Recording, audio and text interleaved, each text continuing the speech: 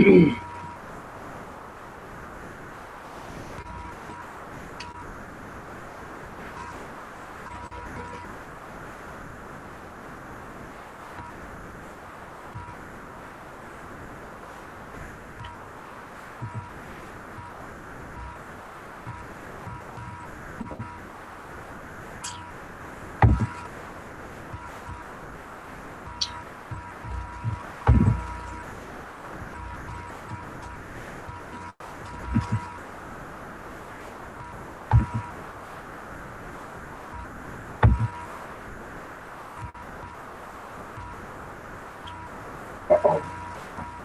That's good.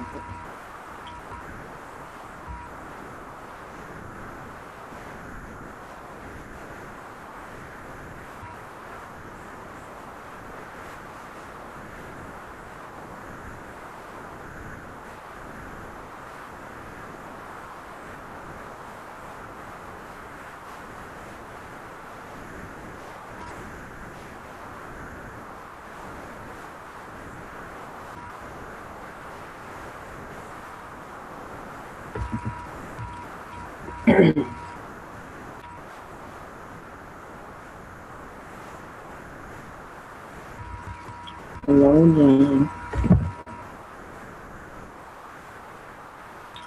Hello, hello, hello. Hello, Lace with Lacey. Hello, Scottish. Wow. Hello, everybody.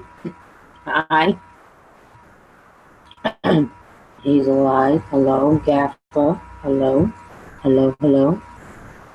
You Lace with Lacey. It's been a while. Been a while, girl.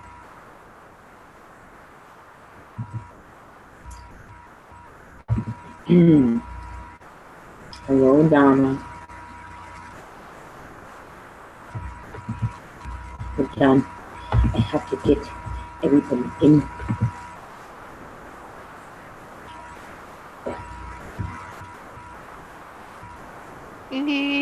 Hey, is my sound okay? Yay! Is my sound okay? Yeah. Oh, praise Jesus. Lace with Lacey's in the chat. Hey. Hello, Lacey. I gotta brush my hair. Over there yet? It's a cat brush. There we are. It makes my hair feel soft. It does. Hello, Scottish. Oh. Chopper. Hello, Chopper. Chopper. Donna, Gaffer. Birdneck Raid. Hello, Raiders. Thank you. Hello, Raiders. Hello, Raiders. I'm working my way into YouTube. Okay. Thank you, Scottish. Thank you, Raiders. Toy Man, Not a Great Gamer, Chicken Strip, Nancy, View Best, That Handsome. Hello, Brittany. Chicken strips. Hello, Container Man. Don't forget to hit that like button, please. And remember to be on live chat. Don't be in top chat. On live chat. I was getting to that. No, sorry. That's a good job. How rude of me.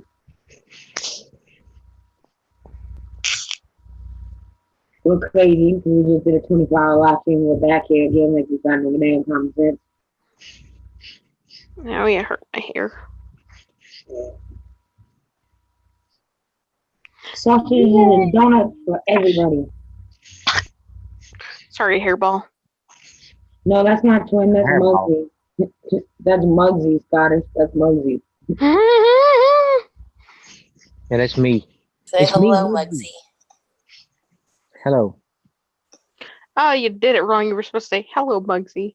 Hello, Muggsy. No. You've ruined it already. You've ruined it. I know, right? John mushed it. Okay, so before we get started, we're gonna, just so everybody knows, we're going to be talking about Emily Rose. Like the movie The Exorcism of Emily Rose. That Emily Rose, but the real story, not the movie story.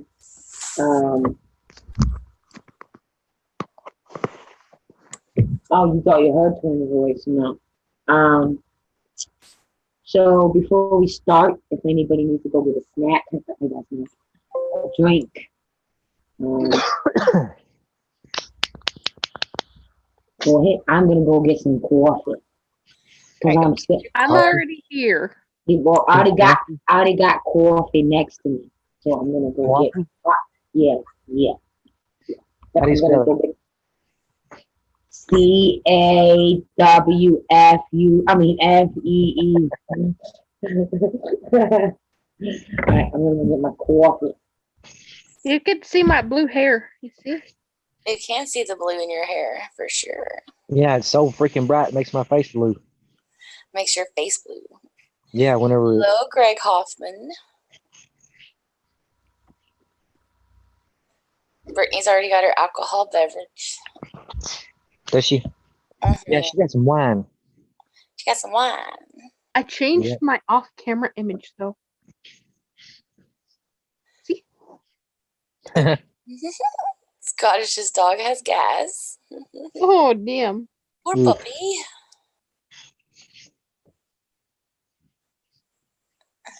But yeah, do you see it, Bashful? Yeah, I do. Yeah, frog.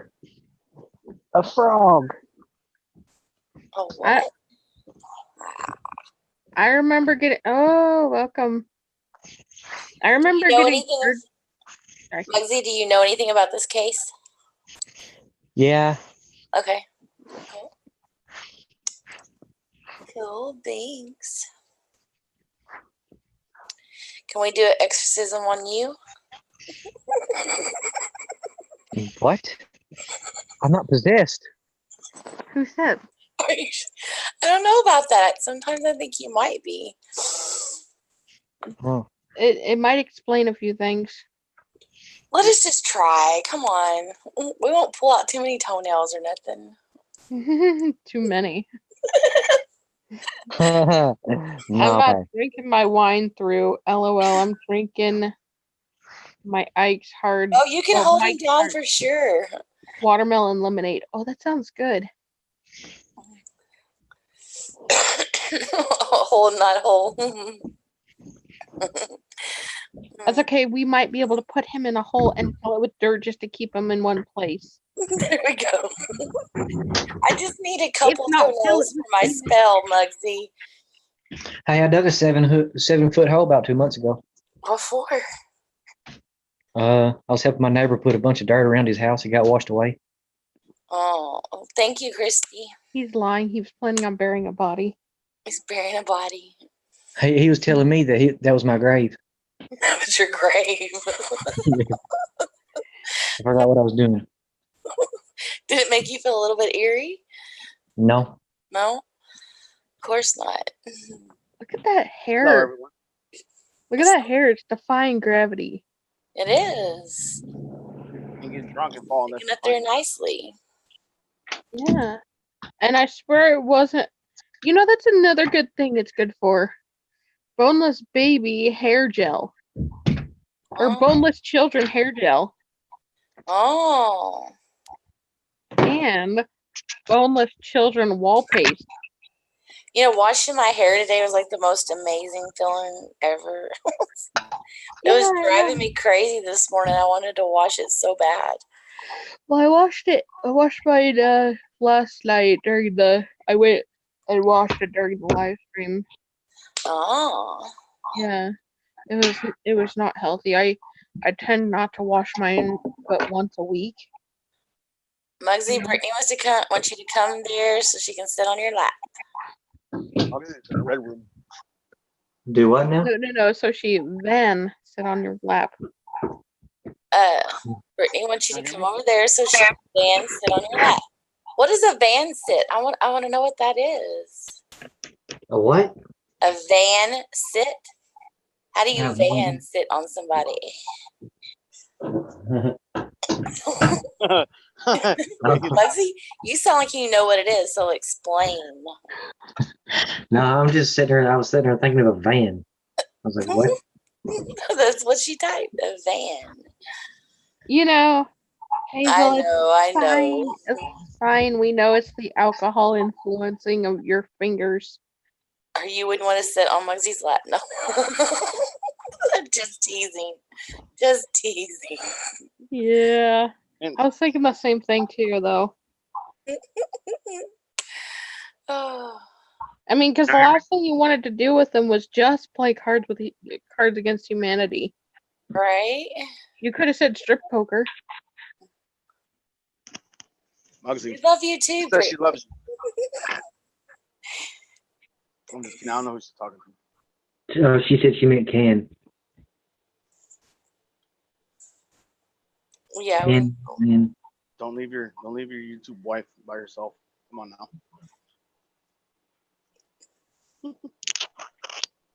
Why is it only showing 2 people on YouTube? Because me and Mark do not have our pictures on, our cameras on. Yep. It's just me and you up there. They could see us, but they can't. They can only hear them. That's right. Yeah. So we don't need a box. No. Don't put me in no box. I prefer to think outside the box. No, I think view this is over in Ken's stream. I saw him over there on his panel a little bit earlier. I'm eating some weenies. So that's why I'm not on camera. You eating some Well, weenies? better not tell Lisa. Yeah, we don't want to watch you eat no weenies. And where you're getting said weenies from? And Donna lives in the gutter. Yes, I've casually super glued myself there. In the Gorilla gutter. glue. But Emily Ross. Did you know they now have Gorilla duct tape? Oh, they do. I know they do. It's the best duct tape ever. Mm-hmm. It is. It's more expensive, but you don't have to use as much.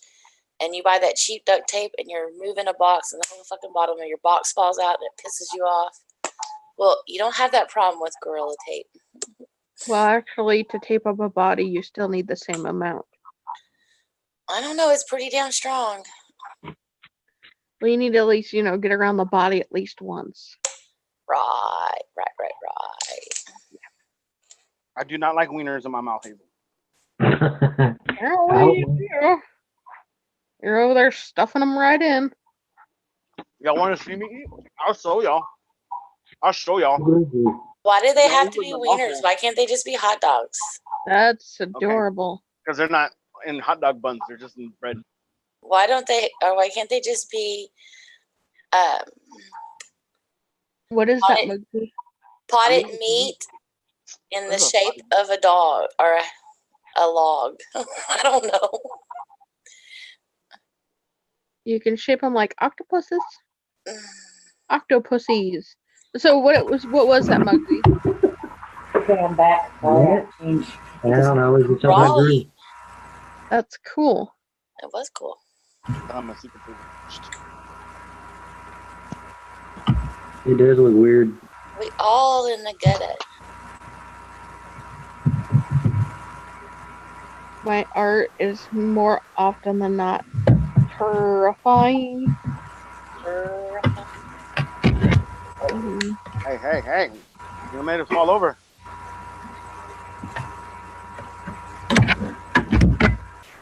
Is that what your new mask is going to look like, Muggsy? Are you going to get that tattooed on your face? No. I think you should. My nephew wants a face tattoo. I'm so angry. This kid's got such a pretty face. It's going to piss me off if he gets a face tattoo. He needs to be a model. He is such a pretty. See, just like this one. Yes, Bashful's here, fat boy. Hello, fat boy. Fat boy. See, just like this one I'm drawing. I'm trying to get the bubbles different colors. Is that a ducky? Yeah, there's a ducky. He's too cute for face tattoos. I like it. I don't need no face tattoos. You get a face tattoo. How are you tonight, fat boy? He said Bashful with a rose. Oh. He's a sweet guy. Trying to woo you. I think somebody needs to turn their vibrator off. No. Not a vibrator. It's a 747. Okay.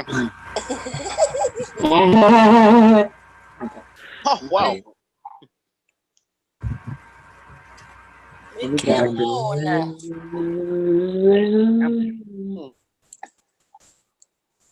Okay. Are we ready?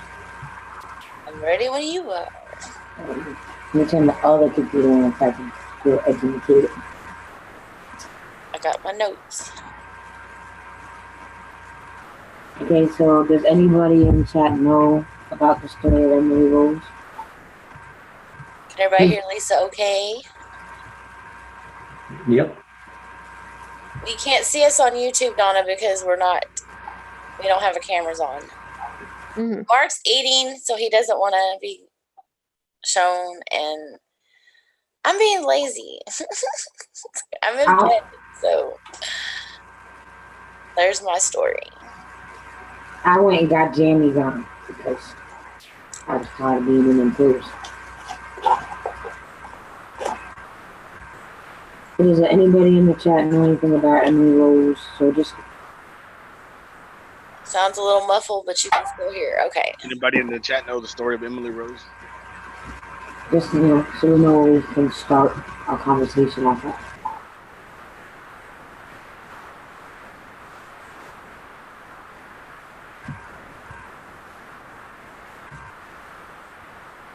Donna says she knows. I can't get the mic closer to my mouth. It's stationary.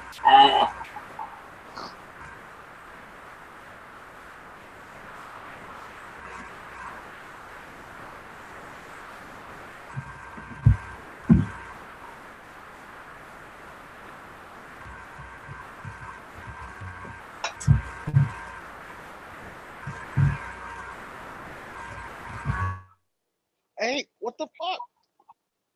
My dog took my hot dog. No, Colt. What the? Really? All right. Well, we'll give everybody a little update, or not an update, like a little rundown of some of the minor details before we get into the major stuff, right? Right. Can you hear me? Yep. Yeah. So, it says Emily, so it said in 1968, when she was 17 and still in high school, Emily began to suffer from convulsions. The court finding had her experience her first epileptic attack in 1969. It was then that the neurologist at the Psychiatric Center, Rosenberg, diagnosed her with grand mal epilepsy. Soon Anna started experiencing devilish hallucinations while playing. She also began to hear voices which told her that she was damned. The court determined that by 1973, Emily was suffering from depression and considering suicide. In 1975, convinced that she was possessed, the parents gave up on the doctor from the psychiatric clinic. They chose to rely solely on exorcisms for healing. Emily's symptoms have since been compared with those of schizophrenia, and they may have responded to treatment. You have anything to add? So the story, the movie, the character's name is Emily Rose, but the actual story is based off a girl, and her name is Annalise Michaels, and she was from Germany, and she was born in 1952. So in 1969, she would have been 18 years old when all this is basically going down.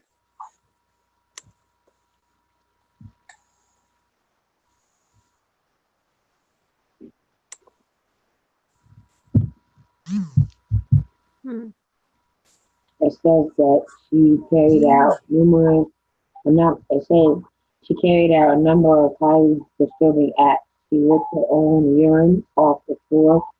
She ate flies, spiders, and crows. She bit off the head of a dead bird. In one incident, she crawled under the table and barked like a dog for 2 days. She could often be heard screaming through the walls for hours. Tearing off clothes and urinating on the floor became a regular.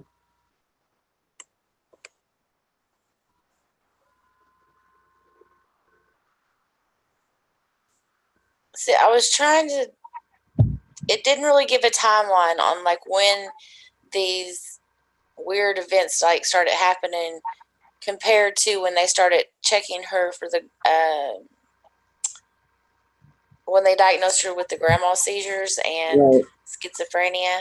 It right. didn't say whether these incidents happened before that procedures all went down or if this started happening after she saw the doctors and stuff. Right. Um, That's what I couldn't never figure out is why initially they started taking her to the neurologist. If it was just like an epileptic seizure, and then after she had started having those, then she started having these other incidences.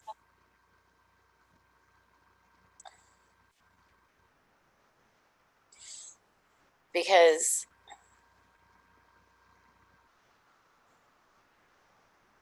if it came afterwards, it might explain like some of what she was going through, if that makes sense. Like the damage from maybe one of the seizures had caused her to have some of the things that were happening to her, or if it was an actual possession.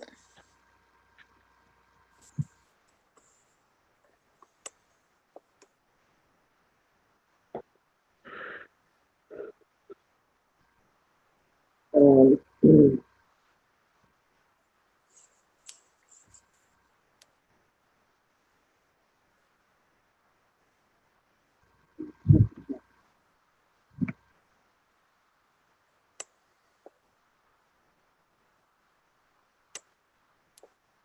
and so then it says,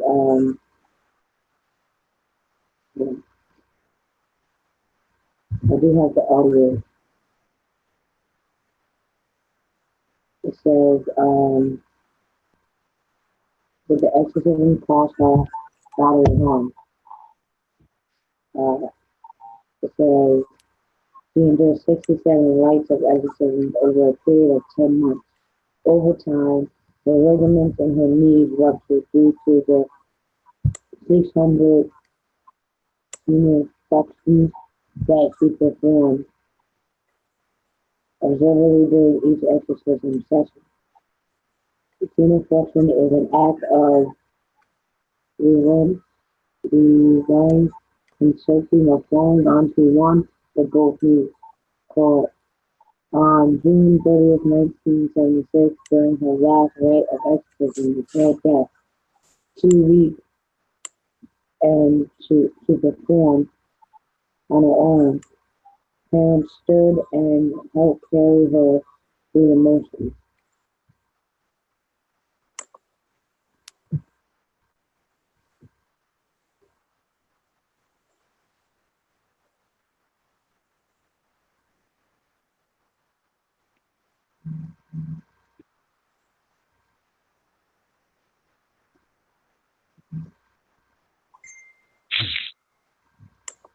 It says here that her sister says, one of her sisters said in the 1978 trial that she did not want to go back to the mental hospital where she would be drugged and forced to eat.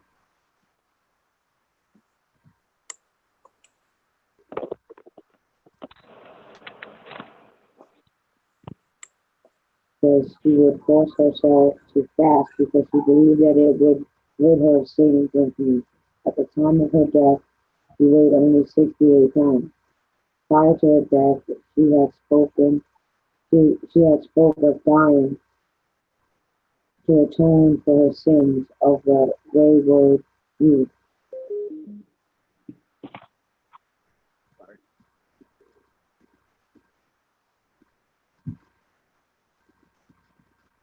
So, Okay, I just found an article that said that the reason they initially took her in 1968 to the doctor was because that she suffered an unexpected seizures and convulsions. And that's when she was diagnosed with epilepsy.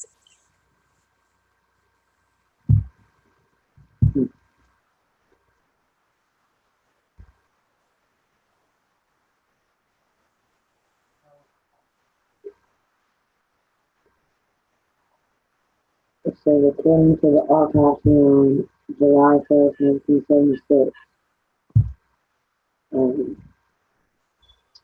she, the effects were she had severe dehydration and malnutrition. At the time of her death, she was also suffering from pneumonia and a high fever.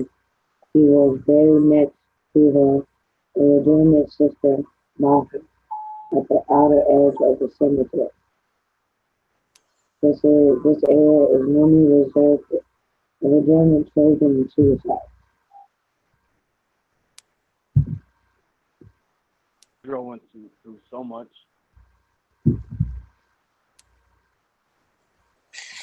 At one point, her parents actually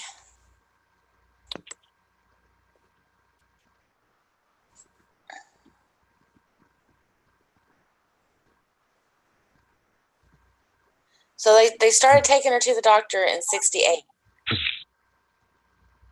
And then by 1973, she was severely depressed and contemplating suicide. And she had been on this medicine for that period of time. And even though she was able to study and become a teacher, her health was really bad. And that's in between that time period is when, after she graduated, is when she started seeing the demonic visions while she was praying. Mm-hmm. She would see the devil's face on the floor, and she would hear devilish voices telling her to commit suicide. So in 1975, that's when basically she stopped taking her medication for schizophrenia. But it seems like the author I have here, it seems like her mother has some issues too, though. It says, it says 4 years before, and and how you say her name? Annalise Annalise. was born. Her mother gave birth to an illegitimate daughter, Martha. As a result, her mother suffered great shame and was forced to wear a black veil on her wedding day. When Annalise was a child, her mother encouraged her to atone for the sins of the illegitimacy through fervent devotion. When Annalise's sister Martha died at the age of 8 during an operation to remove a kidney tumor, this likely only increased Annalise's desire to do penance for her mother. As she grew older, Annalise continued to suffer the sins of others. When she was a teenager, Annalise slept on a bare stone floor to atone for sins of wayward priests, a drug addict, who could be observed sleeping on the hard ground at a local train station. In college at West Germany University of Wurzburg, she hung pictures of saints on her dorm room wall, kept holy water font near the door, and regularly prayed the rosary. As stated earlier, even close to her death, she spoke of dying to atone the sins of the wayward youth and the gods and renegade priests.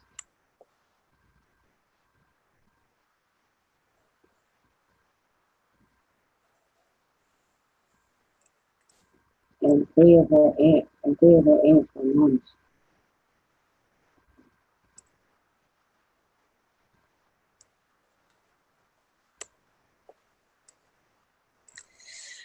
So it kind of almost sounds like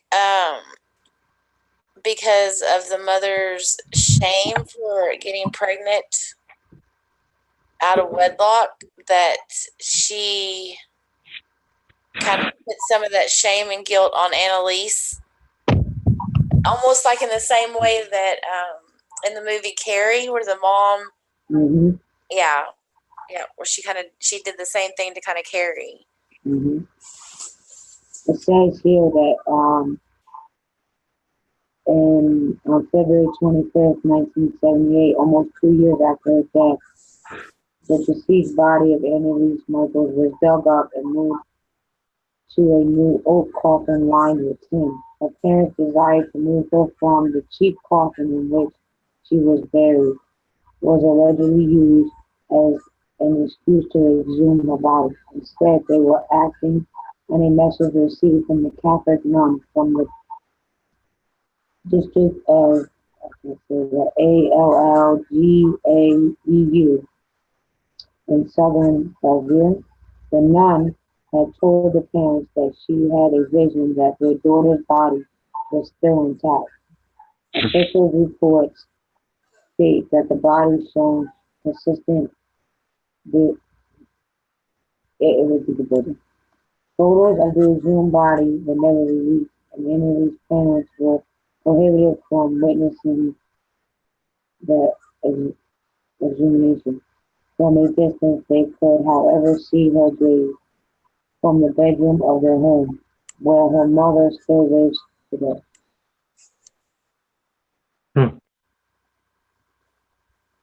This girl went through so much. She had 67 exorcisms performed on her. Yeah. But didn't she have like 6? You cut out, Mark. I didn't hear what you said. Didn't she have like 6 different types of demons in her? No, there wasn't 6 types of demons. They were the 6 different names that she was called by. Yes. And all 67 of those exorcisms were performed within 10 months. Right. Well, she thought she was being possessed by Lucifer, Judas, Adolf Hitler. Mm-hmm. I have the audio clip. I don't remember the other ones. But the one that stood out to me was like she thought that she was being possessed by Adolf Hitler. Yeah, that is good. Mm-hmm.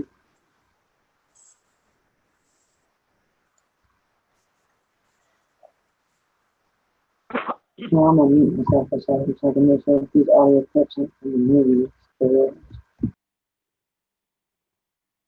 2 years since they went to their church about an exorcism. That's how long it took them to get one of the priests, or the bishop. Yeah, so she had already experienced a major seizure and been put on medication for that, plus put on medication for the grandma seizures. I mean, the schizophrenia. And then stabilizers. Huh? Mood stabilizers, anti-seizure. Right. Lucifer, and then, Cain, Judas. And then when that didn't seem to be working to their likings, then that's when they started calling the priest in. And like you said, it took them 2 years to get someone to come. Do you remember which was the first priest that came? Hold on, just give me a minute. It wasn't a priest. I think it was a bishop.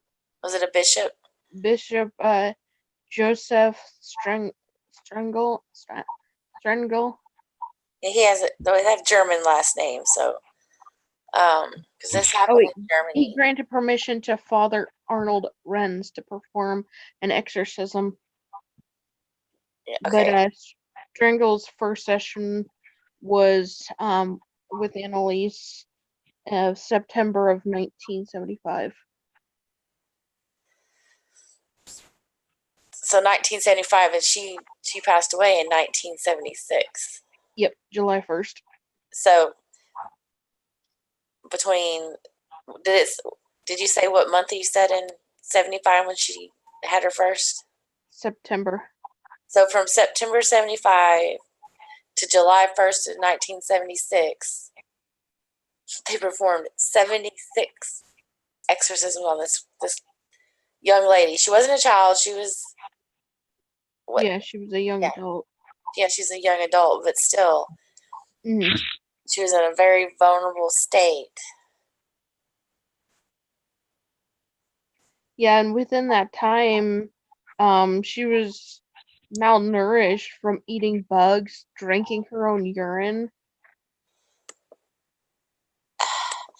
Yeah, that's see one thing I read. It was that she was drinking her own urine because And she was hurting herself.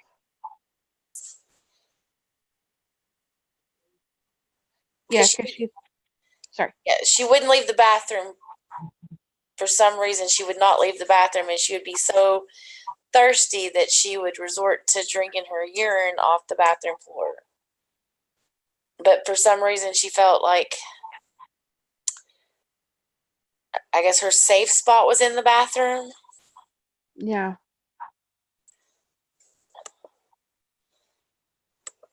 And this is a kid that was saying her penance for everything that anyone else, any sin anybody else had committed.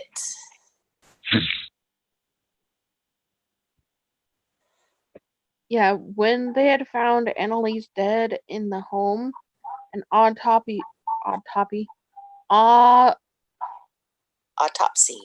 That's the word, autopsy. Yeah. Stated that the cause of death was malnutrition and dehydration. At the time of death, she weighed 68 pounds and had 2 broken knees. Both of her knees were broken. And she was suffering from a pneumonia.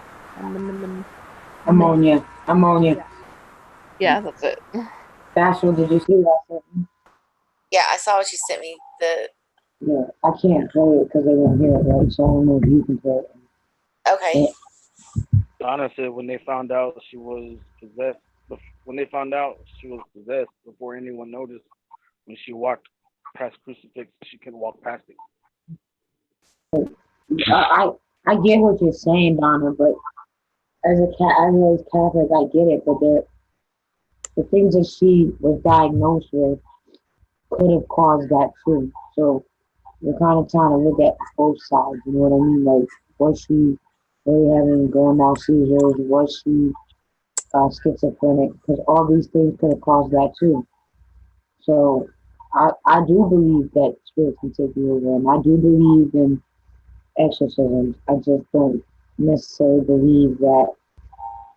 Uh, Yeah, I like to kind of question everything before I make up my mind because right. my brain likes to try to find the rational parts first. Yeah. Hang on just 1 second. Let me mute myself and then. Well, the priest did try to get her to eat. The priest did try to get her to drink. She wasn't doing it, and there was a doctor at one of the exorcisms, and he was gonna testify in trial and for the priest, and that's good. So. Okay, here's the thing about her knees, though. They were saying, like, there was one report that said that she was performing up to 600 genuflex. I had to Google what that meant. So that's basically getting down on at least one knee to show respect. So 600 600 times a day, she was more than likely getting down on both of her knees, up and down on her knees. Well, she had no fat on her body because she was basically starving, so it's just bone right against a hard surface. So that was one of the things that kind of caught my attention, was that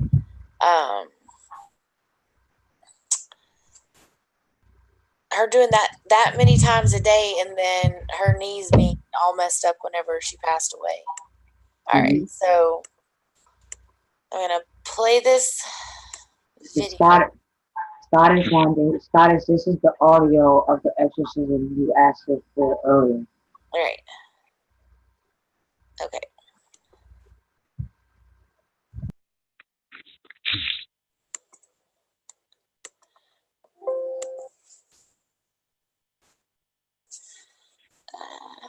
Play, stupid thing.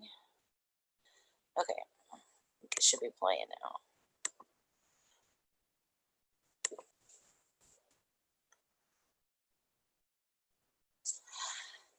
Well.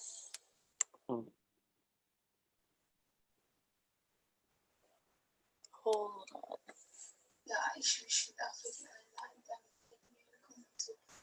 aber dass die dann so schlimm ist und so grausam und so furchtbar. Das tut mir leid, das ist so laut zu sagen, wenn es da wirklich schlimm da will man überhaupt nicht mehr. Can't hardly hear it. Yeah, and I've got my whole thing turned up full blast. I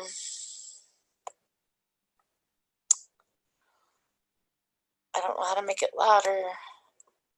It's on full blast on YouTube, and my speakers are turned up full blast. Actually, you can share it. How do I share? You go down all the way to the bottom of the screen, and there's a green thing that says share.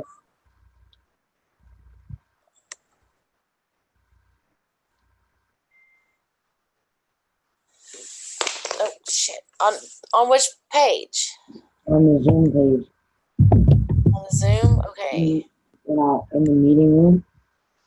Next to it says manage participants. There's a little green thing that says share. Okay. I don't know. Calm down, Gessa. Don't yell. We're working on it.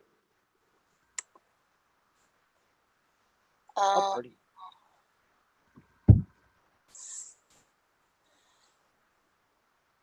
So when I clicked on that, all it did was move all your boxes to the right, and now I got a button that says turn to meeting or schedule.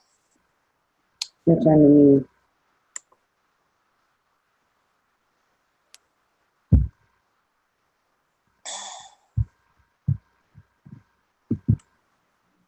Yeah. Yeah, I don't know. It didn't give me an option to like pull up that video. And that video, the sound quality is just, when it first starts off, they're talking, I think, in Latin.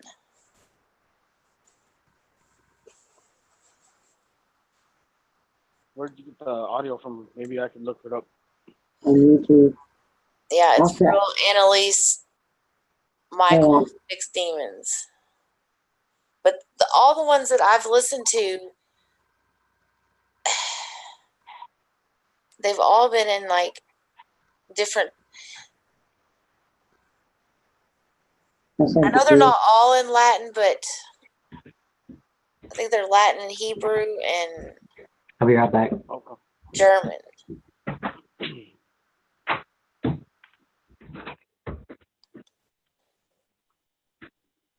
The one that she just sent me, Mark, is like a 3-minute and 47-second video. It's IMG Entertainment 1 is the website that it's sent it from.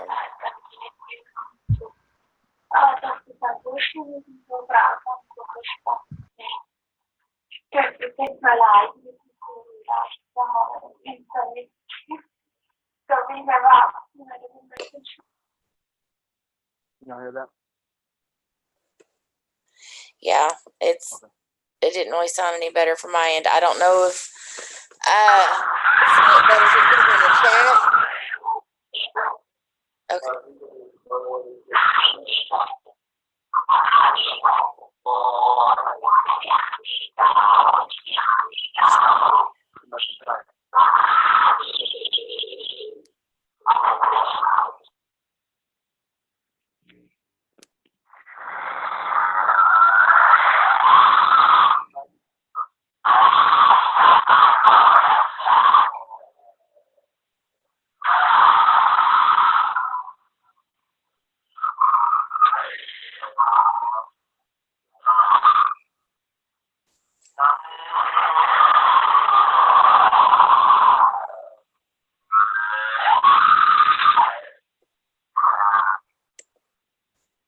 It's narrow.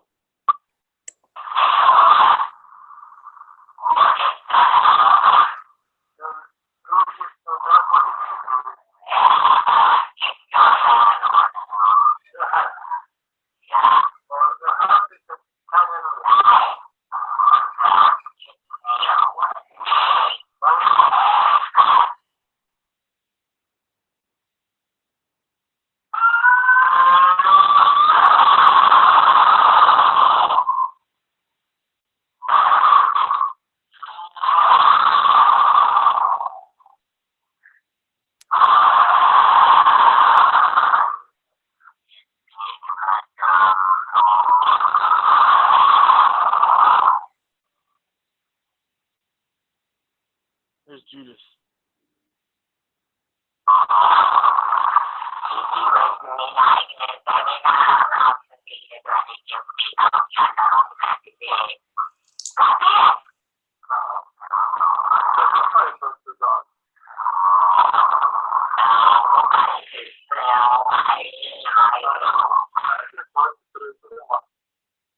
Lucifer.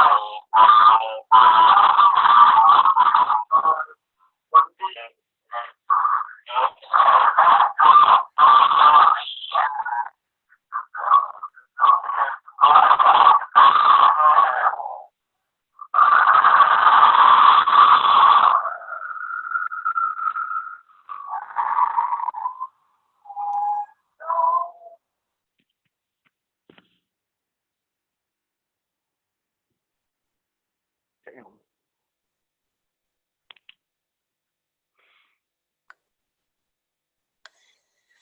So that was the end of that, Mark.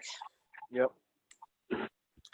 These are audio recordings of her in a room with two priests and her parents while she's being chained to a chair and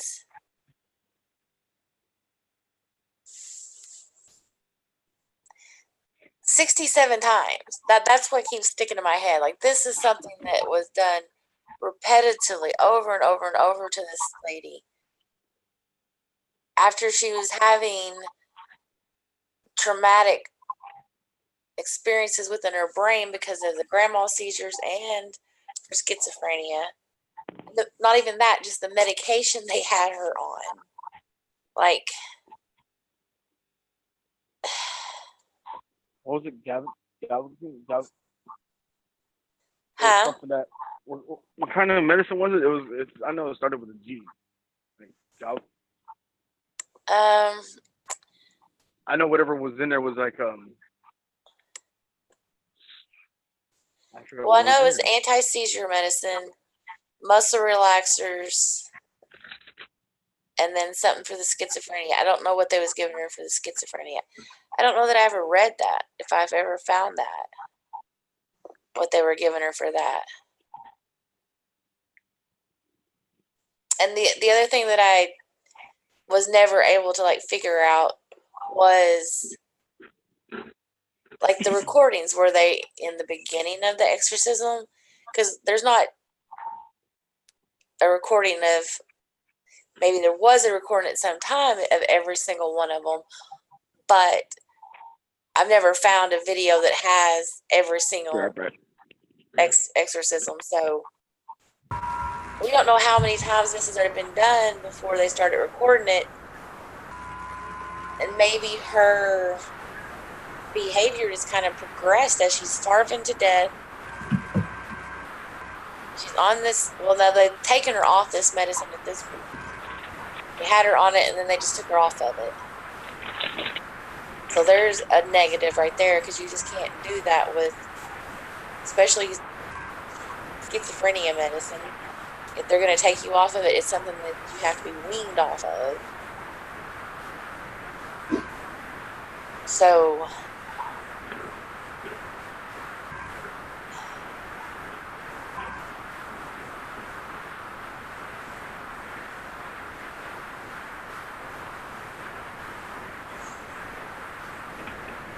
and everything that I've read about her mother, it seems like that because of her shame of having a child out of wedlock, he almost became like a religious fanatic. And what kept popping in my head is like that mother from the movie Christine. Like, Yes. she made this kid go through all these, made her feel bad about who she was. I know it was a movie, but still made her feel bad about who she was, about being a woman, to the point that, you know, it drove her crazy. And I don't know if there wasn't a little bit of that going on in this situation with this mother and daughter team either. Mm-hmm.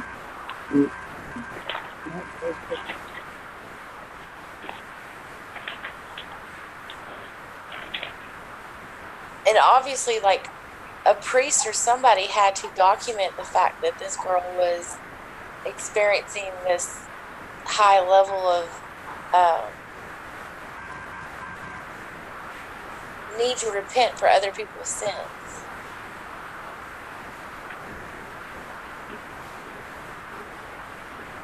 Because that's just not a normal thing for anyone to do, let alone somebody who has schizophrenia.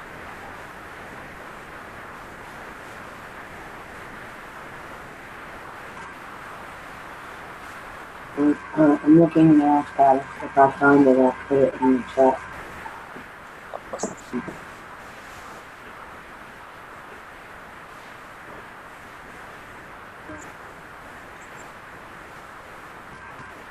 No, Kay's not talking. She's muted, Scottish.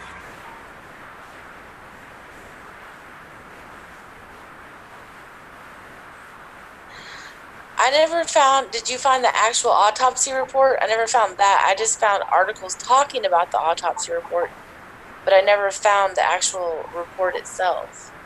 I'm looking now. Oh, yeah, I didn't find it.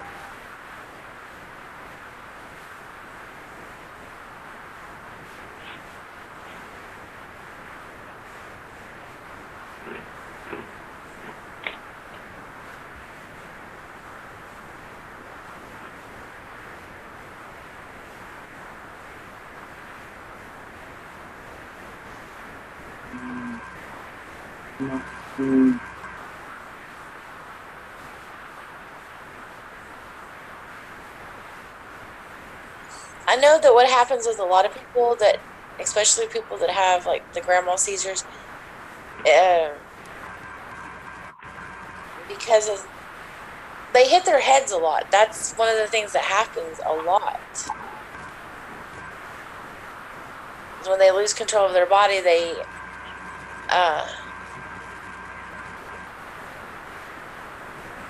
hit their heads a lot.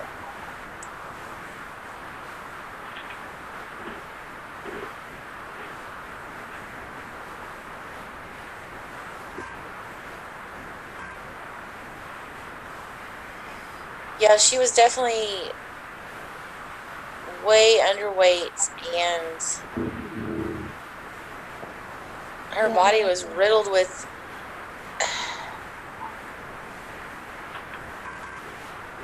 It seems like her body was riddled with the effects of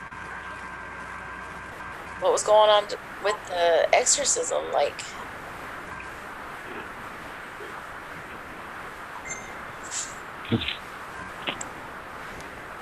Yeah, Scottish, I'm not finding her autopsy report anyway.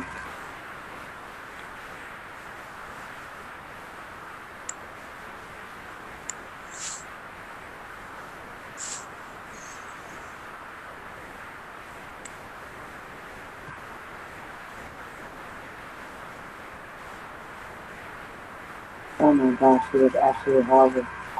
Oh, that picture just scared me.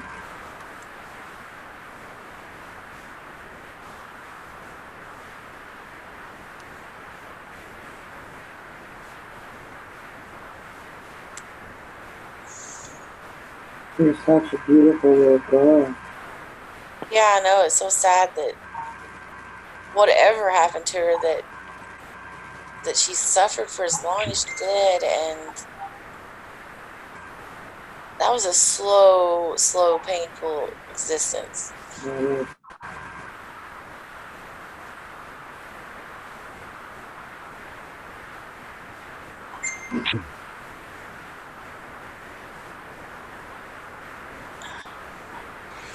Yeah, but God, for her anorexia seemed to come from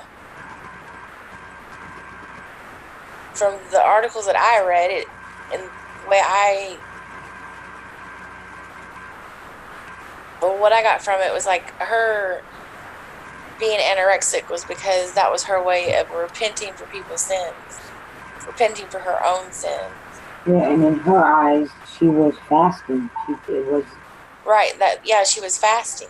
you know, I fast too. I'm not as crazy as a faster as she is, but I fast too when I need guidance. I fast too, but that's the Judaism.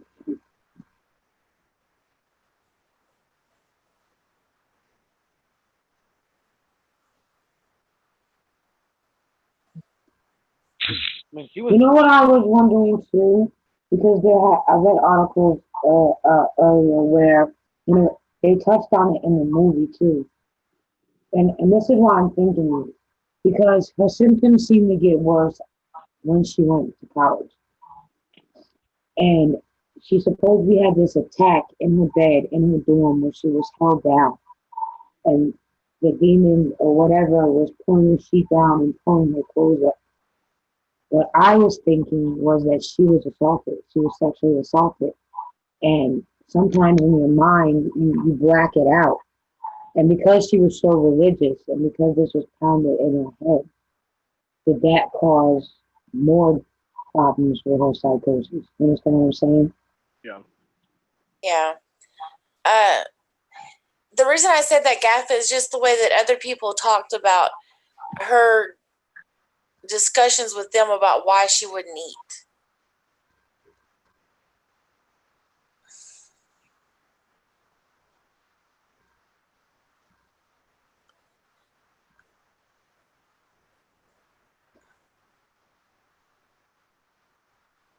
She lived a good life before all this, though, too, as well. She was happy. She went to college, and then that's when it Well, happened. That's when it happened. She got attacked within her dorm. no, it was happening. It was happening before that, but Okay. It was happening before that. it escalated when she went to college. It got Oh. worse. Right. Okay.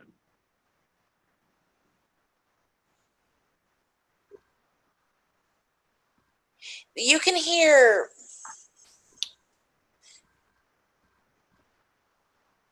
not knowing what her educational background was. So the way that some of the articles want to present it, they present it in that like she didn't know how to speak these certain languages, and Yeah. then when the possession started happening and the demon started taking over her voice and started speaking through her, then that's when she started speaking these other languages. And then I read. She was German, right? She was German? She was German, yeah. So but then I read another web page or website, and the guy was talking about that. All these were Latin. Well, she went to school to be a teacher, so she was definitely well educated, and his assumption was there was no reason not to believe that at that day and age and where she was, that she would not have learned how to speak Latin and Hebrew throughout college. Right. So that's it.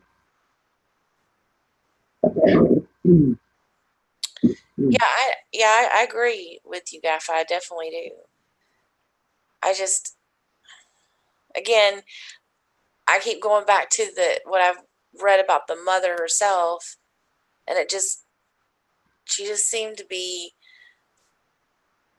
a little bit religious fanatic. But Donna, in the child, they had a very good point. In the child, you have different levels of voices that a lot of us don't even know that we have. So she could have been using it, you know what I mean, to speak different languages or whatever. And because these tapes, because they're just recordings, nobody really knows if all them different voices really came from Emily. You know, you don't know. But I mean, it's possible. I'm just throwing theories out there. It's possible. But you can change your voice. Comedians do it all the time. You know, it's just an example. So it's possible that she changed, you know, that it wasn't demons, it was her herself talking in different voices.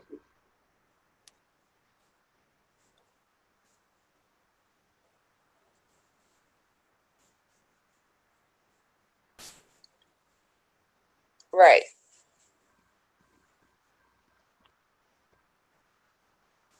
Yeah, definitely back in those days, having a child out of wedlock was definitely sinful, especially in a religious culture like in Germany in that day and age.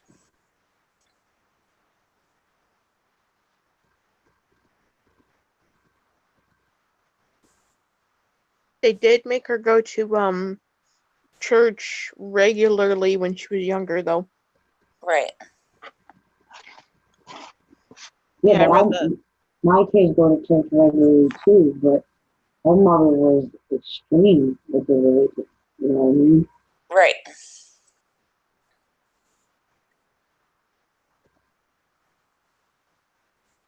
So back then, and still not even back then, we were talking about this earlier, in the Catholic Church back then, exorcisms were extremely popular.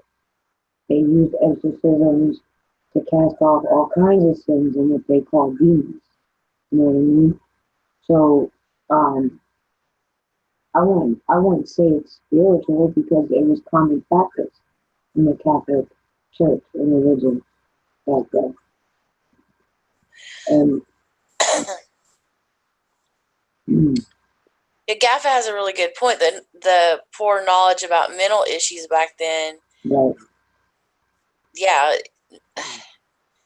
because they would literally consider a woman who was going through menopause and having hormonal issues to be schizophrenic, and they lock her up in a mental hospital because she was going through menopause. Like, they did not understand. That happened to my grandmother. Right. They did. My grandmother was in and out of mental institutions, like going through menopause 2 or 3 times. And when my grandmother was going through menopause, my uncle told me that they did put her on some medication, but while she was on the medication, she thought she saw demons coming out of her radiator. Right.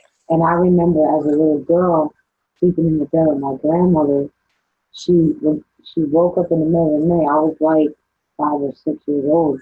She woke up in the middle of the night and looked out the window and screamed because she swore she saw this black figure coming through her bedroom window, coming at her. Yep.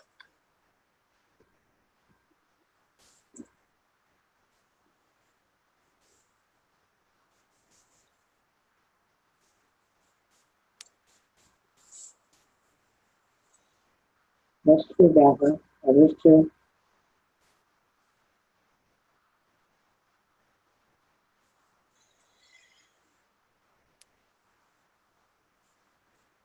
It's hard to believe back in the 1970s that was the case, but it really is. It really was. Yeah. You think of those kind of tactics more like back in the 1800s, but no, it's not the case. It happened not too long ago in history. Gaffer wants a leak. He says typing this is hard. Okay, hold on a second, Gaffer. Sorry. I got into the topic, Gaffer. I'm sorry, don't beat me.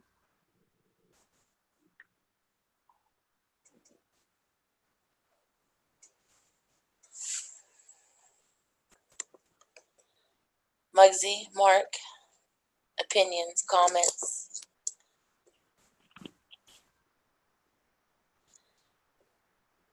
Do what?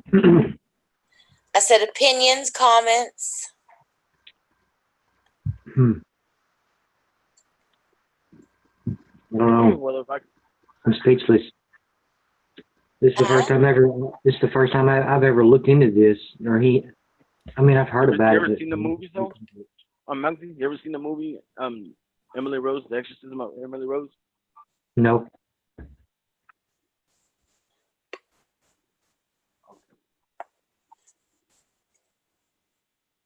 I sent it, Gaffer. Well, basically, what we're talking about is based on her story. Right. What happened to her? This is actually like based on a true story. And It's crazy. What we're discussing. It's disgusting. So when I went into, because I watched the movie first, and I do believe that it's possible that demons can inhabit a human body. I believe that's it. I went in thinking in that direction when I first started doing the research, but then the more like I said, I keep going back to the mom. The more I started looking into the mom, the more I was like, but wait a minute. This just seems so, I don't know. Now, see, the movie, when you do your research too, the movie doesn't tell you that the parents want the child too. It just tells you about the priest. It doesn't tell you that the parents got convicted of the 6 months, which was later suspended along with the priest. Right. But the parents got convicted of the same charges as the priest. Right.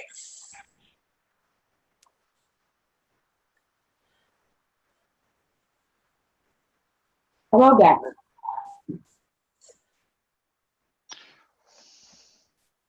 Ken says, Vince is listening. I tend to agree with Gaffer. Seems like everything was demonic. Right. Being as I lived in the 70s,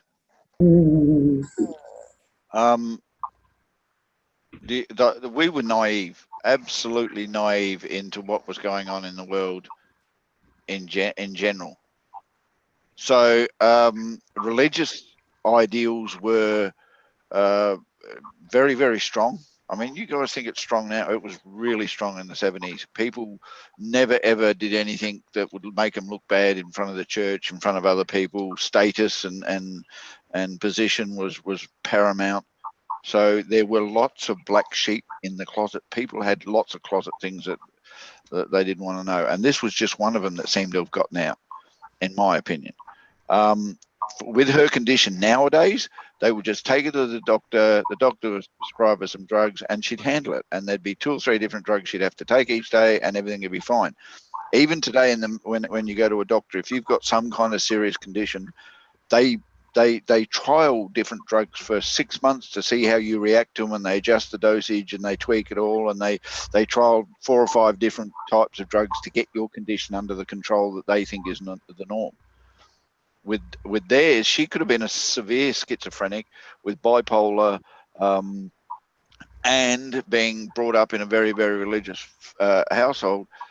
Really had a very, very strong view of how she should be, how she should look, and how she should behave, and was doing everything she could to fight those feelings that she was getting all the time, and punishing herself religiously because that's what she thought was the right thing to do because of the way she was brought up. Every time they gave her drugs, something changed. She didn't know how to handle it. She was losing her cool. All the things that she'd been fighting all the time was let loose. It's just my opinion. But for her to be drinking her own urine, eating bugs, not eating. I know, but you're looking at it, Mark, from this day and age and how you've been brought up. Back in those days, they used to also still be doing bloodletting, and leeches were still in some parts of Europe were a normal practice for doctors to do to their patients. Still in the 70s. Mm-hmm. Yeah, and that's the other thing too, is that you're thinking of the 70s in the United States. Well, we're not talking about that. We're talking about the 70s in Germany. So they're even further, like, it'd be like taking a step back in time, going from the United States in the 1970s to Germany in the 1970s. It's also, you've got to take into consideration, you look at back in the 80s and the early 80s and all that, when you guys first started growing up and everything else, think about what you'd see on TV back then and what would you get away with now. Oh, back yeah. in the 70s, it was worse. Their whole idea was totally different thinking. In America, it was love, peace, and everybody needed to love each other, where in Europe, they were still trying to get over all the shit that was going on over there from the original World War II. They weren't doing everything the way they were. Well, Why do you reckon Europe now is so open-minded in a lot of things in America? No, we wouldn't dare do that. How dare we? We don't do things like, look at Europe, look at Finland, look at all of them. They do things that we wouldn't even dare do. I was born in 1976. My mother was not married to my father at that time. And because of that fact, my grandmother told her that it was improper for her to breastfeed me because it didn't look right, because she was a married woman. Like, that's how naive and concerned about how things looked to the outside public people were back in those days. I was born in the era when fathers never had the kids in their custody. It was unseen for a father to take the kids. It was always the mother, and the mother never had any support because it was actually bad for a mother to leave her family and put her kids in jeopardy and divorce the man, regardless of how abusive and nasty and everything it was. It was not, you were shunned in public if you didn't like that. Right. Yeah. When you think about it, so if she was being exercised by a religious order in the 70s, and the religious order was the most prominent religious order in society, they thought some really weird things. And I'm telling you now, you go back to some of the preaching they did back then, and they were teaching people that the pill was the work of the demon, and that a woman should be hidden in their room for a week while they went through their menstrual cycle. Yep. Yeah, and Donna, like Donna's saying, they took her off her medicine cold turkey. There's another thing that back in the 70s, my mother talks about some of the pills that they used to give for, like, diet pills or, nerve pills. These are things that they took off the market for a reason because they were fucking people up. And that's the kind of medication they were giving people back then. And especially with somebody in her situation where they didn't know that much about schizophrenia, she's pretty much a guinea pig. You can remember back in the days where cocaine was still being used as a standard medicine. Right. Mm-hmm. Right.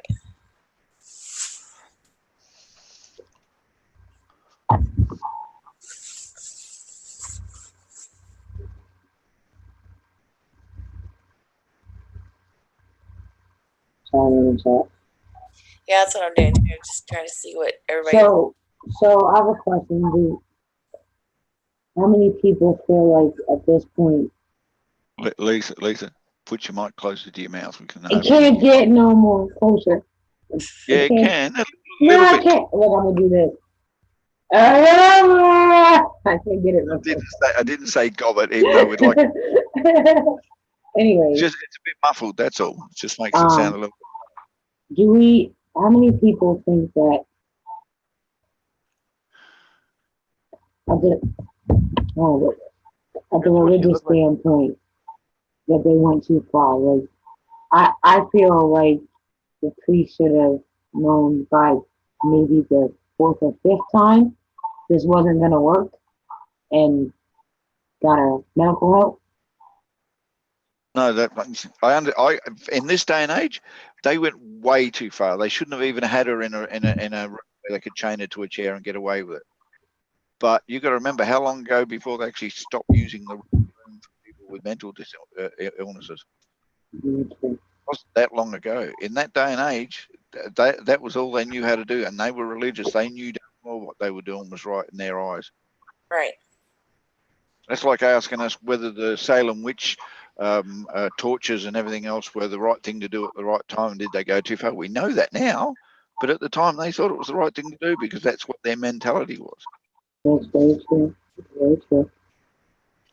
You know, as well as I do, Lisa, everything looks great in afterthought.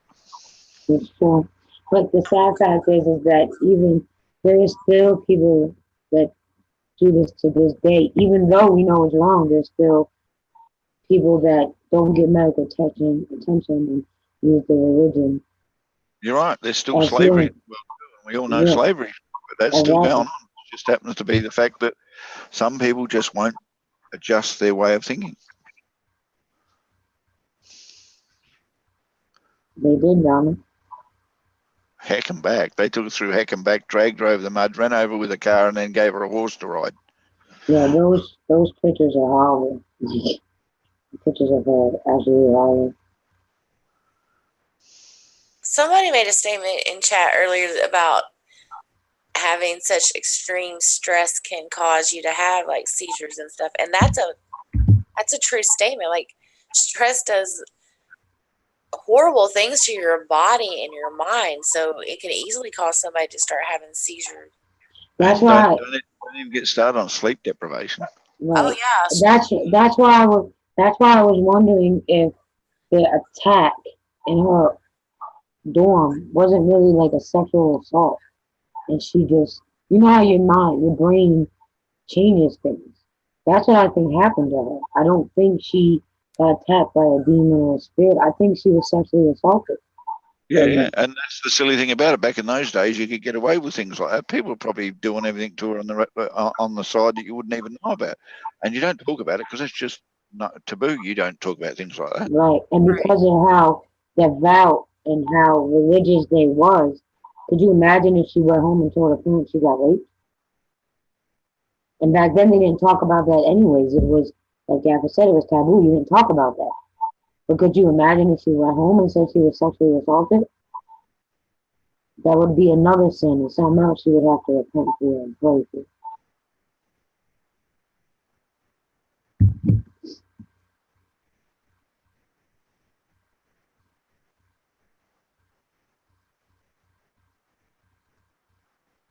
Seizures were known as a demonic possession. Yeah. Yeah, they definitely did.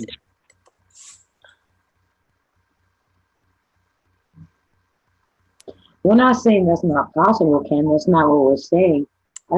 I'm saying that when I was like bashful when I watched the movie, I literally thought she was possessed.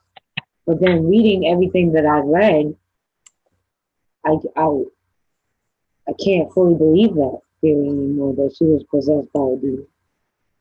You know, reading how her mother was, and she has 3 aunts that are a nun, and her father is trying to become a priest. Like, I truly think that it started before she went to college, and then she went to college, and I think she got sexually assaulted, and that's why things got worse for her, because she, you know, that's what Yeah, I I believe. kind of think that things started way before then. I think that things started early in her childhood due to the fact that mother had so much shame over having that child out of wedlock. And then that child died at 8. So the mother was going through feeling the guilt of the sin of having that child, and then to lose that child when it was 8. Well, it would be easy for someone in that situation to decide that this was God's punishment for her having a child out of wedlock. So I think when Annalise was born, that mother was already having her own set of mental issues dealing with her past life, and then she has this daughter, and I think that she started kind of through religion controlling this daughter.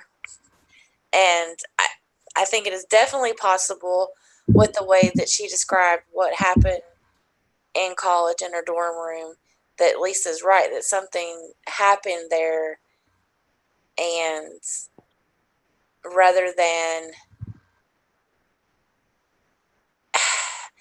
I almost feel like if at that point, if had she gotten pregnant because of that situation, that the mother would have claimed that she had gotten pregnant by a demon. You know what I mean? Because that's just the way that everything that I read about that story, that's like her mother just seemed to be that kind of extreme.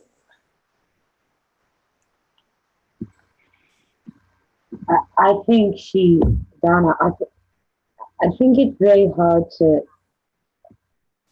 I think it would have been very hard for her to have a good childhood if she was constantly felt like she had to repent for her mother's sin. Right. You know what I mean? So how did she really have a childhood? How did she really enjoy childhood if all she knew was to pray and repent for a sin that wasn't even hers? You know? And then, like I said, and like Basper said, if she did get raped in her dream, that is like reliving her mother's sin. Oh, and it happened to her. It's not only that. In that day and age, society blamed the person who Yes. got raped more than they blamed the rapee. Oh, you must have done Exactly. something to provoke it and all that kind of stuff. Exactly. So it was shame in all different directions. And when you're going through schizophrenia, something that's not accepted in society, you're going through a religious feelings and everything else that you get taught when you're brought up. You get raped, you get this, you get that. It's all against you as soon as you start going. So how the hell she dealt with it all in the first place, I'm surprised. Yeah, exactly. Right. I did. And then to be chained to a chair and told you're possessed. I'm surprised the girl didn't end up going balmy before they killed her.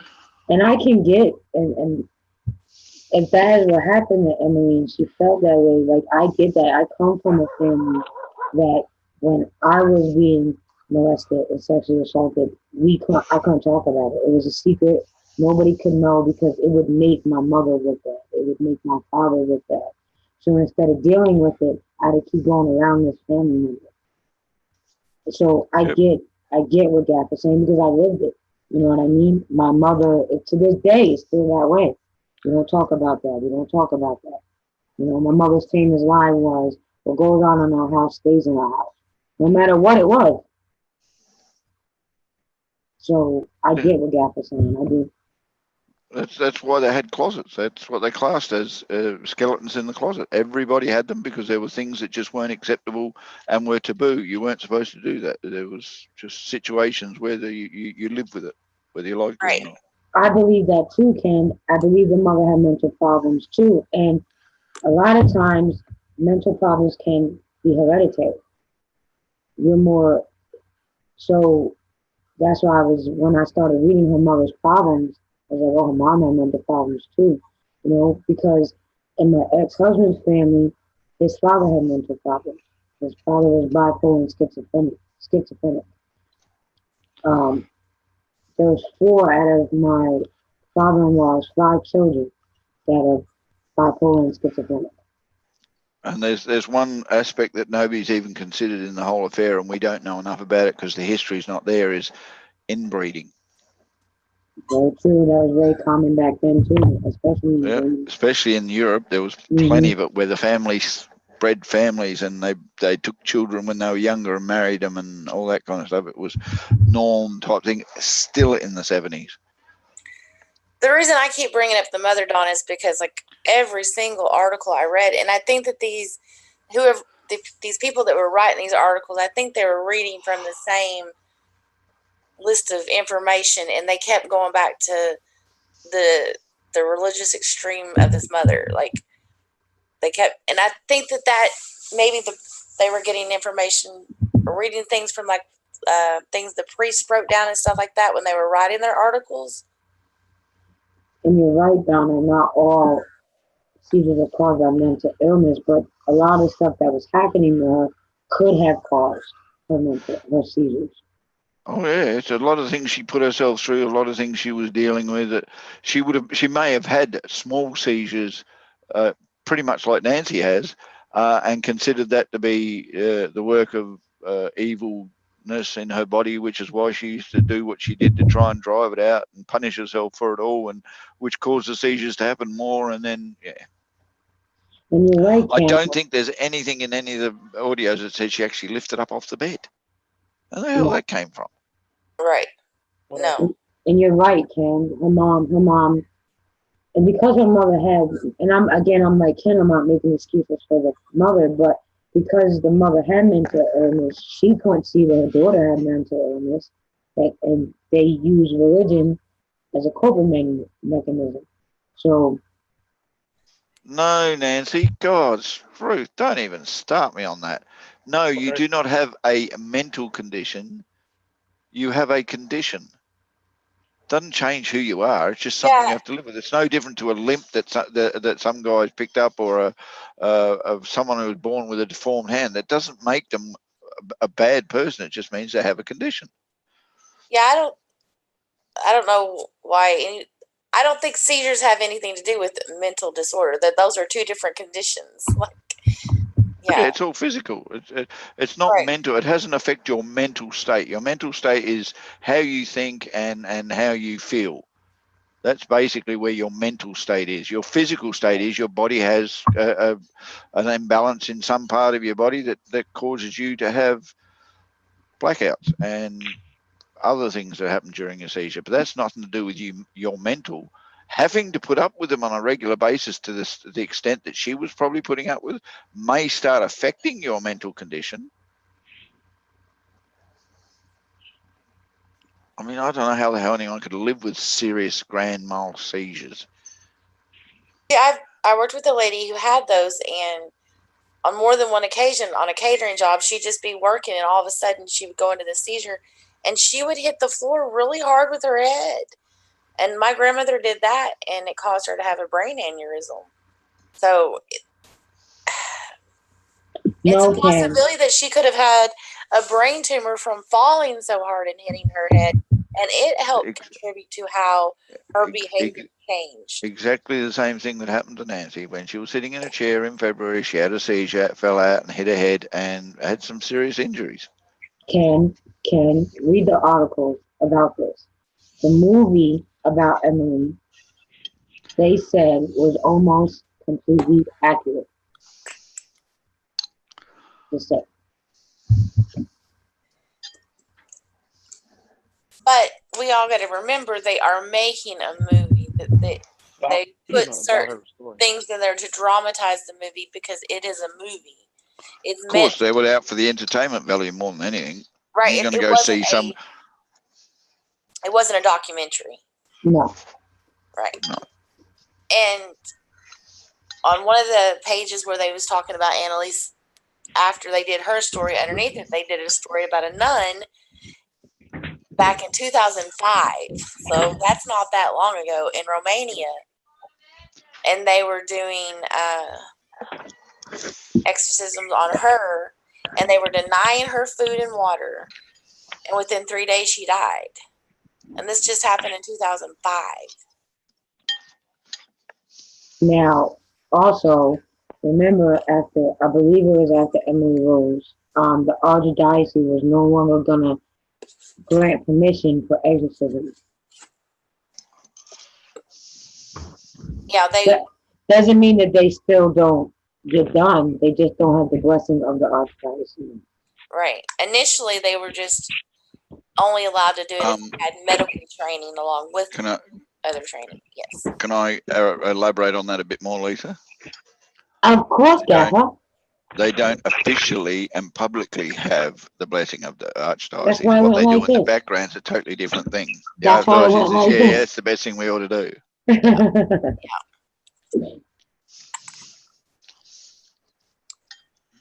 Even the Catholic Church will lie just to make themselves look good in public. Unfortunately, that's any corrupt church. Can I read a little bit of what I found? Yeah. It says, she began to see the face of the devil wherever she went, and it said she heard demons whispering in her ears. When she heard demons telling her she was damned and would rot in hell while she was praying, she concluded the devil must be possessing her. Annalie sought out priests to help her with dominant possessions, but all the clergy she approached rejected her request, saying that she should seek medical help and that they needed the permission of a bishop anyway. Truth of the matter, though, they don't tell you all the other stuff that happened that she didn't talk to anyone about. Like maybe she'd been to the church and the church had given her, one or two priests might have given her the blasphemy, you'll rot in hell talk that got into her head, and she took it seriously and ended up that's what she was fixated on and all that kind of stuff. Yeah. She's a very religious woman by the sound of her. Well, yeah, that's what I was saying too. That she, for some reason, felt something in her upbringing, something in her religious teaching, made her feel like that she was supposed to repent for other people's sins, because that's just not normal for people to. It would be, Hannah, if your parents were blaming you for the mistakes that they made in their life, and it's like you should not have been born. I should not have had you because of this, and that kind of attitude being given to her by her mother and her father and her family and everything else. She may have thought that she was to blame for everything and that she should repent for everything. Right. Exactly.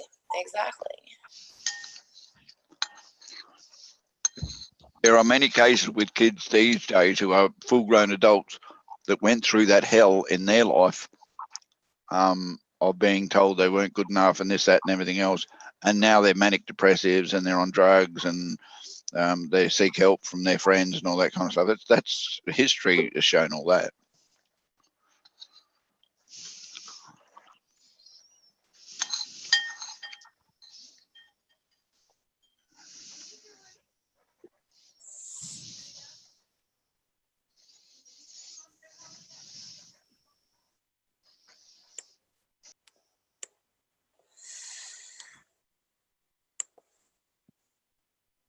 Yeah, I'm gonna, on this one, like I said, I believe that it is possible for demons to possess the human body, but in this case, I think it was a lot of other things that were going on at the time that just got blamed on her being possessed.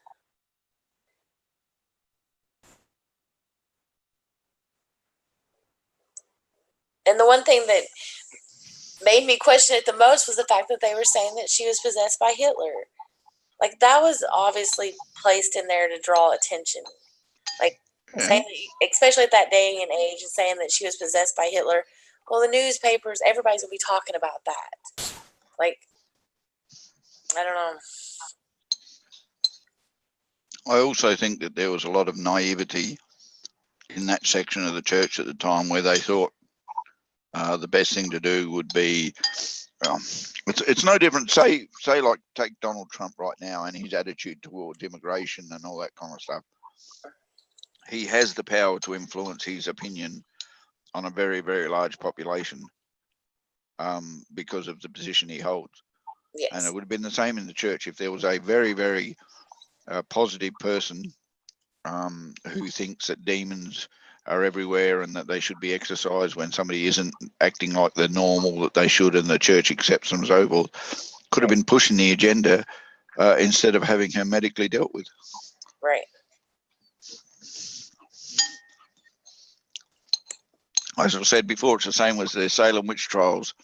That was the attitude of one or two placed people in society that were starting to drive everybody into a frenzy of believing the most stupidest thing you could think of, and treating people accordingly. And this could have been the same thing in the way of the church. That small section of the church that she belonged to probably had the biggest influence upon its parishes to believe that demons exist and exorcism was the answer to it. All right. And it's not hard to convince naive people on the realities of life that this person having schizophrenia episodes, seizures and everything else earmarked her as being possessed by the demons. So they just ignored everything else that was going on and concentrated on exorcising her out, which was probably the worst thing you could have done in her condition, because she was already susceptible to being convinced of that and was already starting to starve herself stupid. So hold on, let's take away any food that she might have and any drink and see if or not we can scare it all out of her. Right. Yeah, and they said she stopped eating. But if they was wanting to hide the fact that they were actually starving her, like they had starved the nun in 2005, they would say, oh, she's the one who stopped eating. It wasn't us. We wasn't doing that as we were doing the exorcisms. She just stopped eating. The one thing the movie highlighted to me, not saying that the movie's correct, but it had to have some kind of basis for them to have made the story in the first place, was that there were only so many priests that could perform a proper exorcism successfully. It was training, it was experience, it was following certain mantras, everything all down pat. One of those things that could be a standard thing to do in an exorcism, because not that I've ever done one, is to restrict the amount of food intake and water to put the person into a condition that if you're almost ready to die, the demon may leave, and then you can heal the person who's done it. Right. Didn't seem to work in too many cases.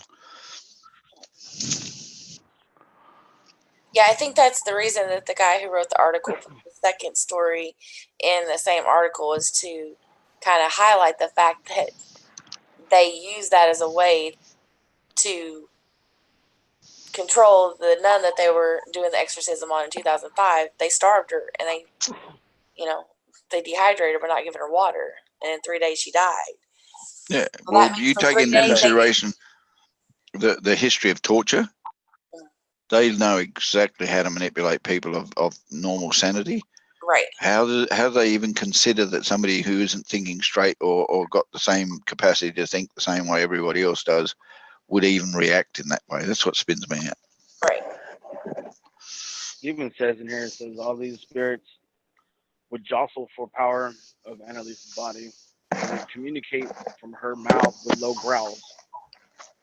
They argued with each other, with Hitler saying people are stupid as pigs. They think it's all over. They think it's all over after death. It goes on, and Judas saying Hitler was nothing but a big mouth who had no real say in hell. There were people who sat down and listened to those audio tapes of the exorcism, and they were saying that, I don't know Latin and I don't know Hebrew or any of that, so I have no clue. They were saying that the way they were translating it, it was like the priests were actually trying to talk to the demons, yeah, and not necessarily exorcise the demons. And I get what you're saying, Dawn, about the drugs and the drugs causing her to react the way that she react. But let's just say that's the case. Why would any parent sit for 67 times and watch their child be chained to a chair and screamed at and yelled at the way that they were doing this young lady in her condition, unless there was something mentally going on with those parents? Like, no, you would not do that. Unless you're convinced by the church that you're such a religious fanatic that you're so convinced by the church that you don't have any other options. You would not put your child through that many times. 1, 2, 3, 4, even 10 times. Okay, I'll give them that, but not 67 times. No way. Her and her mother. She had to restrain her while the priest was doing the exorcism.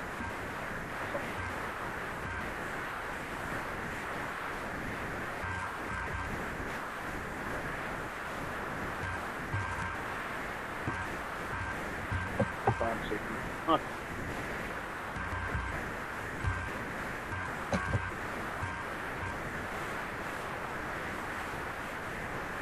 I'm not saying her mother didn't love her. I'm just saying that her mother had mental issues of her own, in almost the same sense as somebody with Munchausen syndrome. Like, they love that child, but they use that child to, for lack of a better word, just for their own good. Like,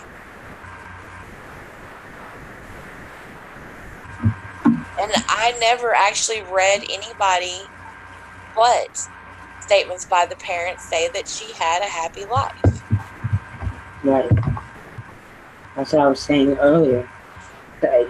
There's no way. Like, how could she be happy and have to repent for her mother's sin, for her sister's death? You know, Right. That don't sound like to me a happy childhood. That don't sound like a life that I would want to live as a child. I believe that they thought they had a happy life. I do believe that. But reading what I read, I don't think she had a happy childhood. You know, you can't repent for other sins. Like, this girl thought she had to repent for sins of people she didn't even know. You know, like, how is that? How are you having a childhood if that's all you know? You're not Right. being a child then. Right.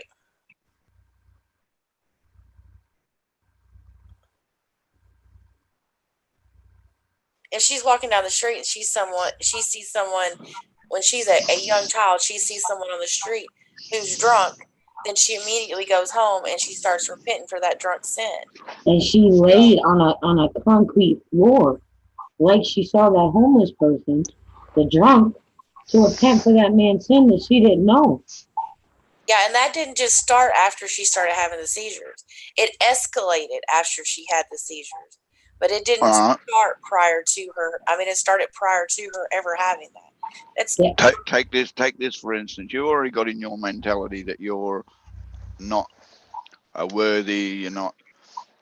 You've got to do things because your mother has brought you up with that type of attitude. Taking into consideration Carrie's mother in the movie, Carrie. All right.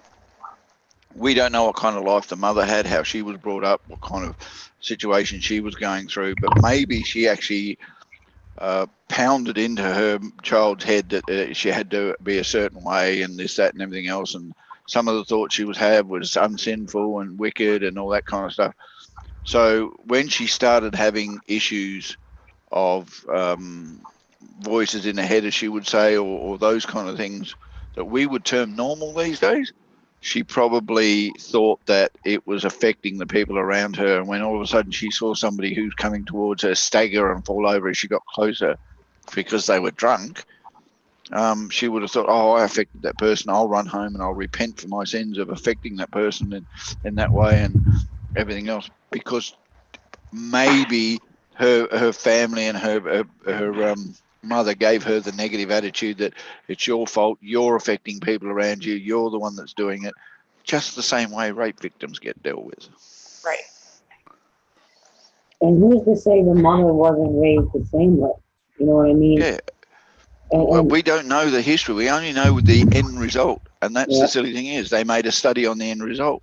But you know as well as I do, in the last 30 years, they've looked back at the history of violent people and even the media will go back and find out what they were like because some guy named Freud who decided to analyse people's attitudes and way they thought and did anything else and what was the cause of it.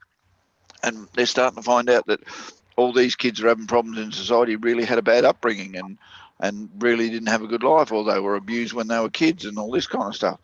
We don't know what they were doing in her family in that time because it was not you don't talk about things like that. Right. And so her mother might have already been in the frame of mind where she wasn't 100% with it either.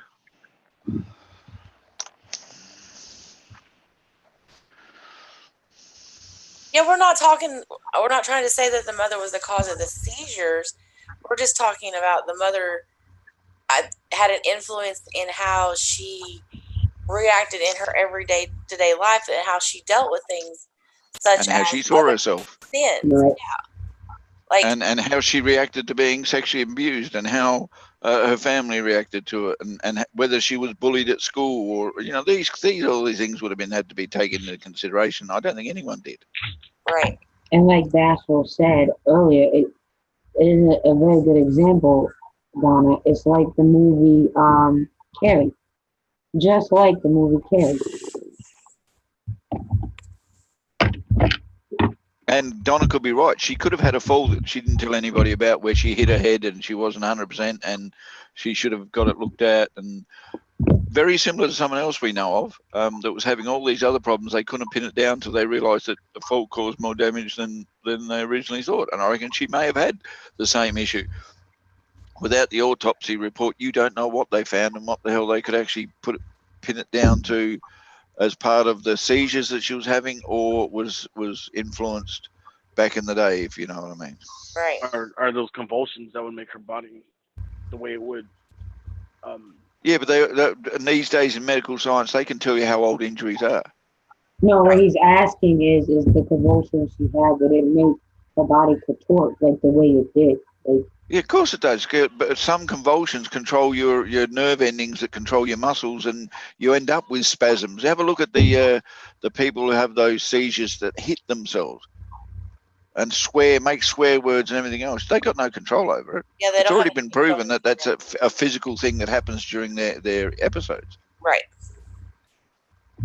That's why one of the first things that they started doing with people who are having seizures was to pin them down, because they thought they'd harm themselves, and that was the thing that they normally did. Right. You hold them down so that their body's not thrashing. And Donna, I want to believe the mom asked for the autopsy report because of why any mother would want, but I don't think that. Like I read earlier, they resumed her body they said to put her in a better coffin with tin around it. That was a lie. They didn't do that. They resumed her body because a Catholic nun told them that they had a vision that her daughter's body was still the same as it was when they put her on the ground, because she still was possessed. Right. So I don't believe that's why she wanted the autopsy. Yeah, I believe she wanted the autopsy to validate that her daughter was possessed, and they wanted her daughter to become a saint. Even the priest himself said that he believes one day, if they told her story, she would become a saint. Yep. She will go down in history as a saint. Yep. So I have a hard time thinking that that's why the mom wanted this autopsy. And now that they're banned from going to see their daughter in the cemetery, period, she has to see her daughter from her bedroom window of the apartment that she still lives in to this day. Yep.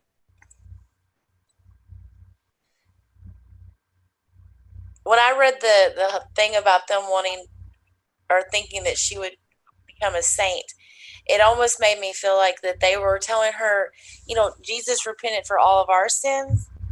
So it was like they were telling her that she needed to repent for everyone else's sins so that she could be godly like Jesus was. Like, I don't know. And like when she did die, she did have the markings of what would appear to have been like Jesus did on the cross. Yeah. But if you read and you watch the movie, there is explanations for that. There is, she walked out the house in one of her seizures or sleptwalk or whatever, and there's barbed wire fence all around their property. She could have grabbed onto the barbed wire fence. How the holes would have gotten in her foot, I can't explain that unless you were trying to climb up the barbed wire fence. But, or, you don't know, they could have did it themselves. You don't know. But I don't think it was because of what they made it sound to be. Like she was like Jesus and gave her life for the sins of others. Like I the don't, demons caused it. right, like the demons caused it. Because they're saying that when she died, she still was possessed. Well, she still was possessed, she wouldn't have the markings of Jesus on her. Just saying.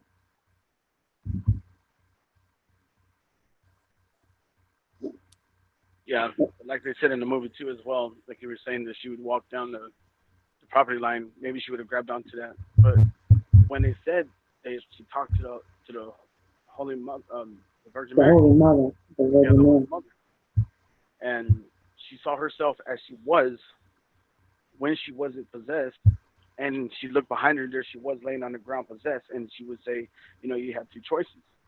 You can come with me, be free from all of this, or stay and be how you are. Right. And I that part of the movie too made me think too, but then reading what I read today, they already had her convinced at that moment that if she gave herself for the sins of others, she was doing her duty as a Catholic, as a Christian. You know what I mean? She was sacrificing herself for the sins of others. And I think partially in her mind, she thought she was sacrificing herself for her mother's sin that she carried with her her whole childhood.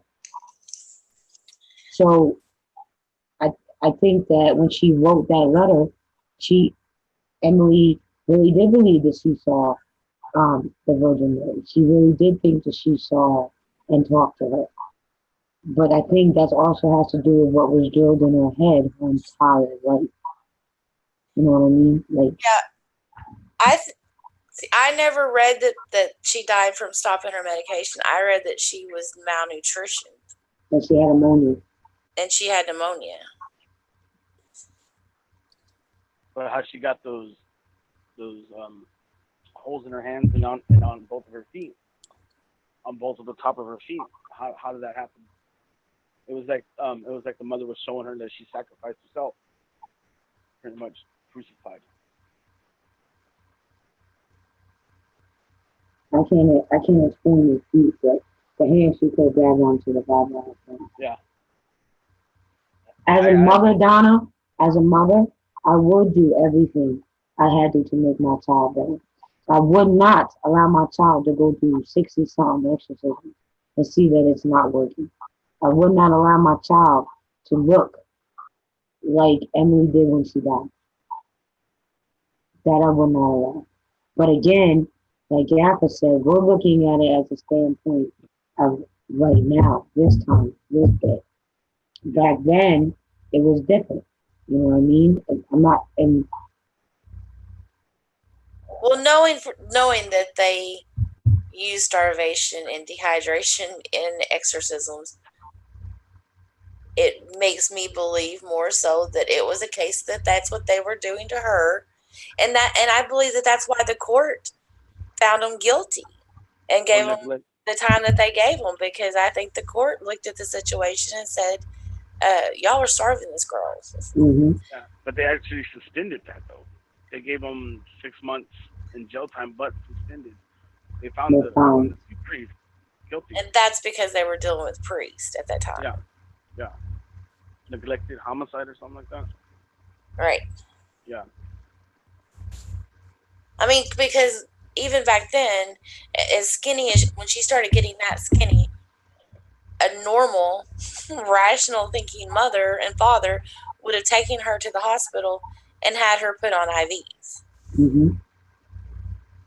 And Donna, you keep saying that they took her off the medicine. I get when you get taken off the medicine, but what if the side, everything that happened to her was a cause of her being on the medicine? The side effects. Some of them side effects can become um, lifelong. And if the medicines did not work, this is the only part of Emily's treatment that I didn't agree with. If that medicine did not work and Emily kept continuing to be in the state that she was in, they asked the psychiatrist what was the next step of treatment. They were going to give this girl electric shock therapy. So, uh, again, That's what they did to John F. Kennedy's sister, and they fried her brain. exactly. So either way, you have this girl was, in my opinion, and excuse my language, this girl was fucked. Either way she went, because she had the devout, religious, spiritual family who believed that the only alternative to cure their daughter was through the religious beliefs and the exorcisms. And then because of the time they lived in, and psychiatrists and all that didn't really understand and know mental illness, they wasn't really treating her properly neither, I don't think. And we all know how electric shock therapy comes out. Like Baxter said, it fries your brain. There is no lifelong effect that's going to help you with electric shock therapy. Matter Yeah, of fact, oh, I'm sorry.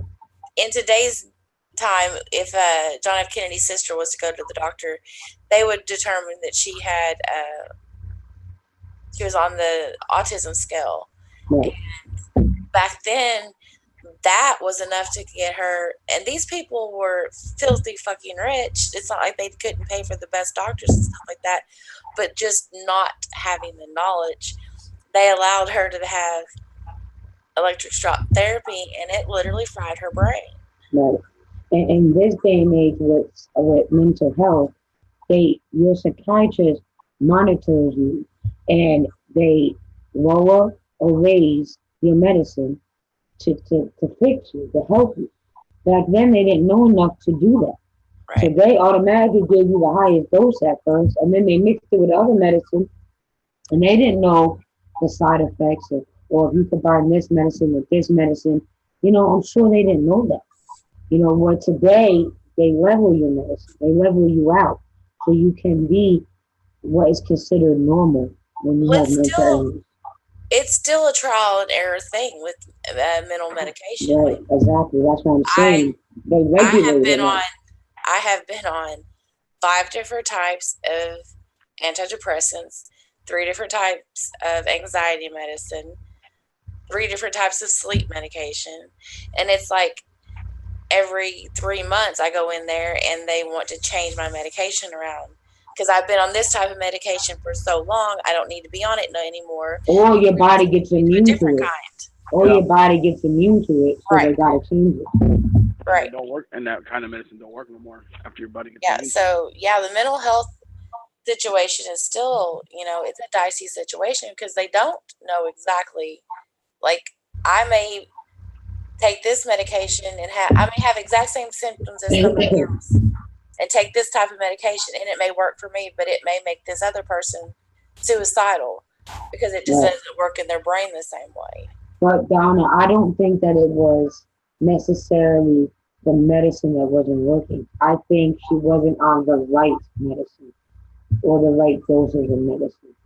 What happened was she had that freak out. Her boyfriend called the dad. The dad said, bring her home. And from that moment on, she never left her room. And then that's when they decided to go to the police. I don't think they gave, when Emily was away in school, she was taking the medication. Again, I think she was sexually assaulted. And because of the time and the era that she lived in, and because of who her mother was, she couldn't go home and say, I was sexually assaulted. She just couldn't do that. Right. So it made her situation, her mental illness, worse. So the medicine wasn't going to work at that point because some other traumatic thing happened. Right. And who's to say, we don't know when she stopped taking the medication, honestly, because we all know that people with mental illness, bipolar, schizophrenics, they stop taking the medicine. They're known to just stop taking the medicine, they start feeling better, and they don't think they need it anymore. When in all reality, they do. Yep. So they just stop taking it. So we don't know if Emily stopped taking the medicine, and that's what caused her mental illness to get as bad as it did. All we know is that when she started seeing the priest, she wasn't taking the medicine. Right. Emily could have stopped taking the medicine long before the boyfriend brought her home. That's all I'm saying. And I don't they think said that. Sorry, go ahead.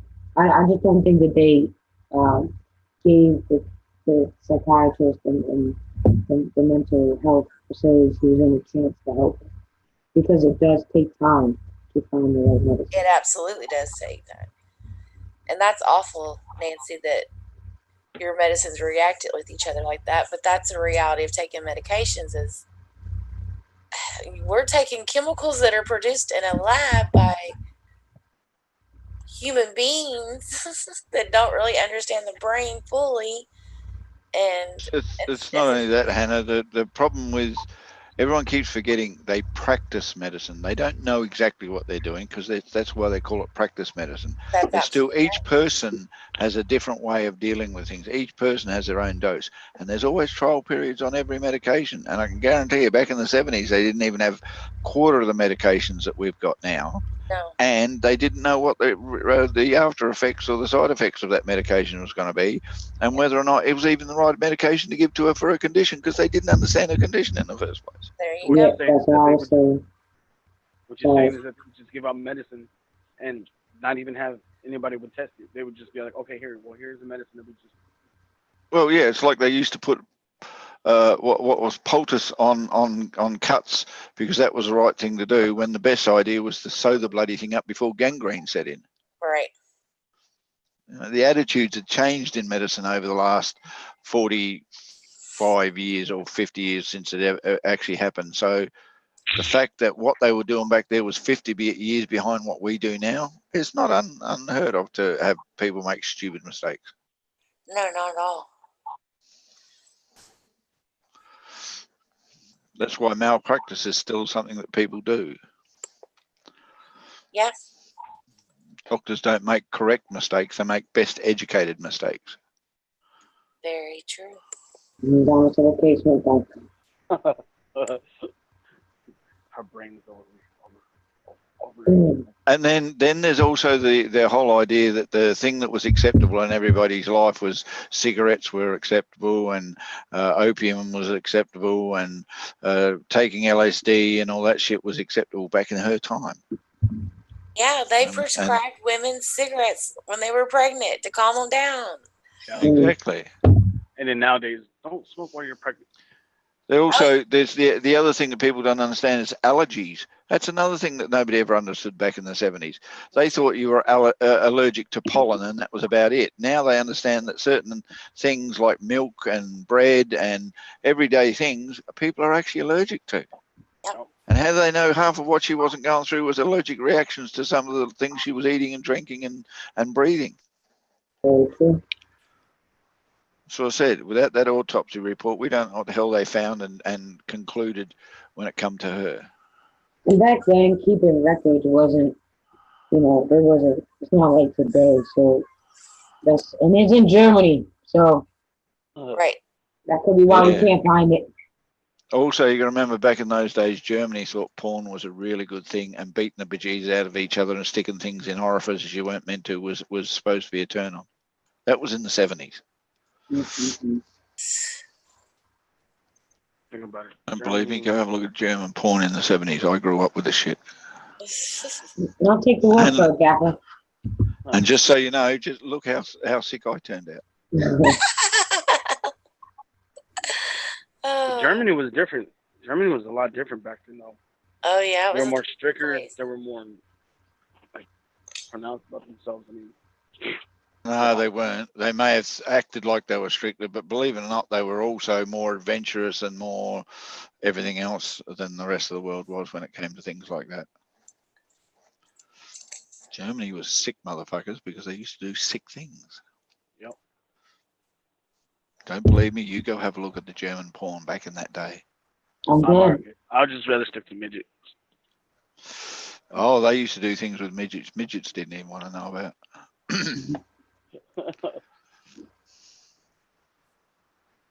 Who do you reckon invented midget porn? Oh God, I don't want to admit no. Because Gaffett and I are not on our cameras right now, so we don't get a box. You don't want to look at me anyway. And you don't want to look at me either because I'm in bed. I'm I'd being rather look. lazy. Oh yeah, Hannah. Now I really want to look at you. All right. No, guys, I'm lazy. Anyways, And my room is dark, so you couldn't even see me if I turned on my camera. That's right. I'll just use my imagination then. All right.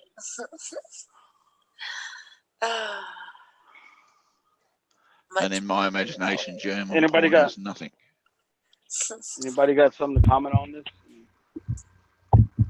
Chat. I mean, I've seen a lot of comments, saying. I mean, it's a lot of good stuff, though. But It's definitely an interesting case. It's a sad case, but it's an interesting it really case. is. A lot of people have different opinions and the way they look at different things. And Hello, Container Man. Hello, Container Man. Thank you for joining us again. Welcome back. How is your morning?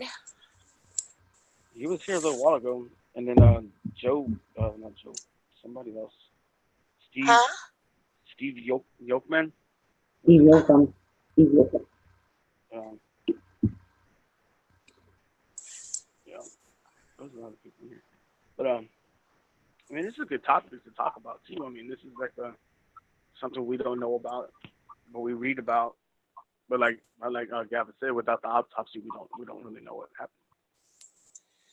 It's a good thing. You probably needed to sleep.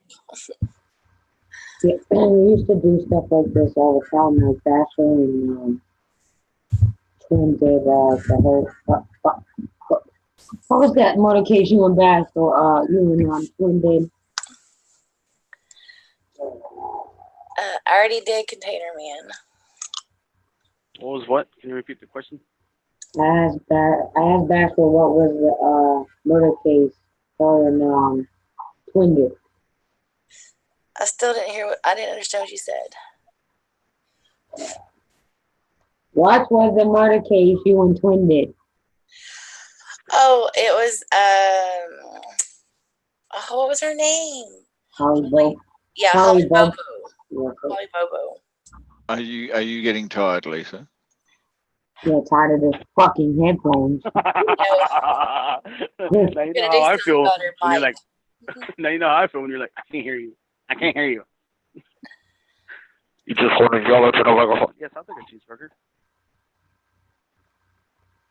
Sorry. Yes, I'll have 2 cheeseburgers.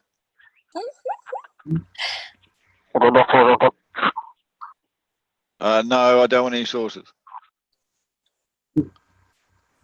What None of game is your here? sauces What anyway. game is here? Game is here? You said Oh, sausage. that's one. Game is here? That's one. No, I don't see gamer anyway. Mm-hmm.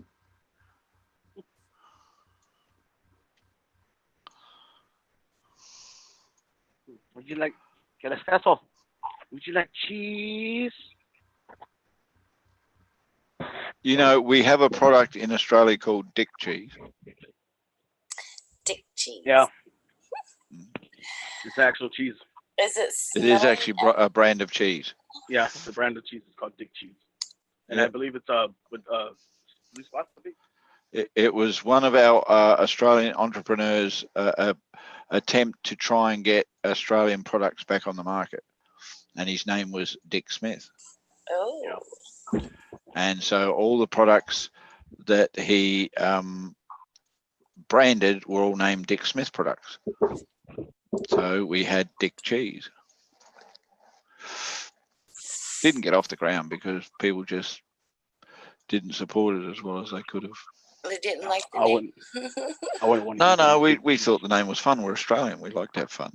Okay. But his products are a little bit expensive than the big brand products, which was a hard thing to actually fight against. Right. And people didn't support it because of that reason. Right. Like eating government cheese. You know as well as I do, Hannah, everyone likes Dick Cheese.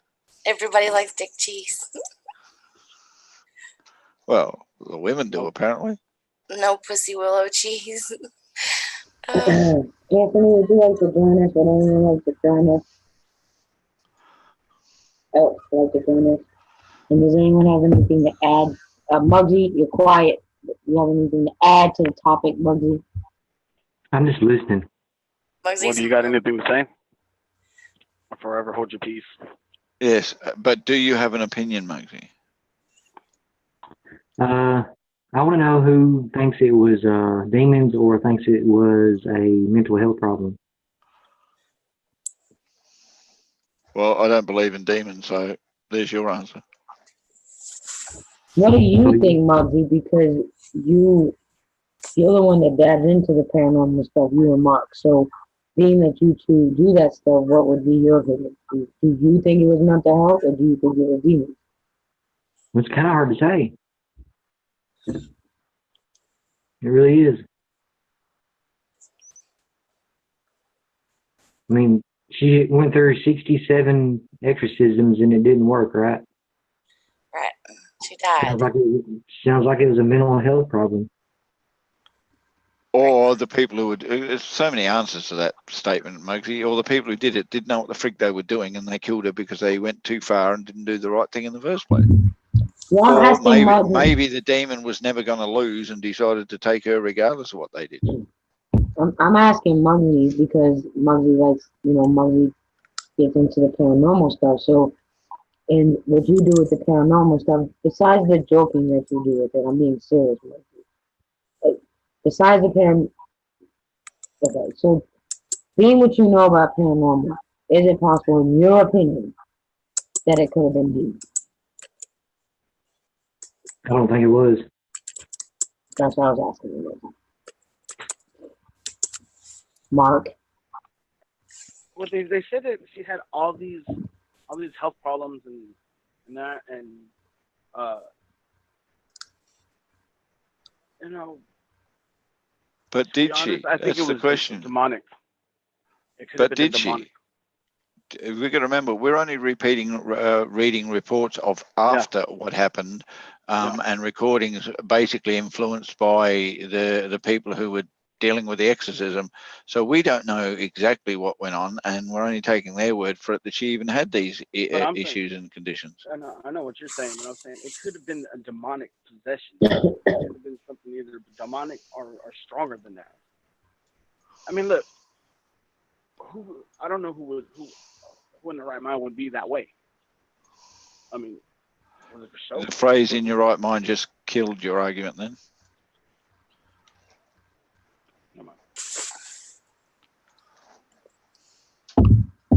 That was the whole idea of the discussion, Mark.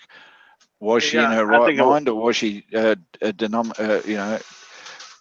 controlled by demons? I believe she was controlled. But we don't know. Were the demons we believe them to be, or were the demons the actual church? I would say the ones that we believe, not the church.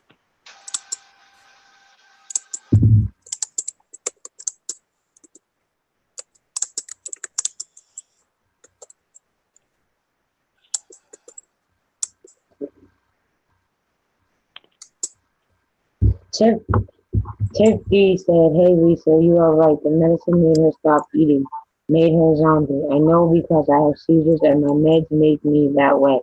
I don't know my kid's husband or where I am when I have a seizure." Yeah, well, that's one of the reasons why they give the medicines these days is to control the situation in which it's in. The best way to do that is to basically have people walking around like they're just woken up all the time.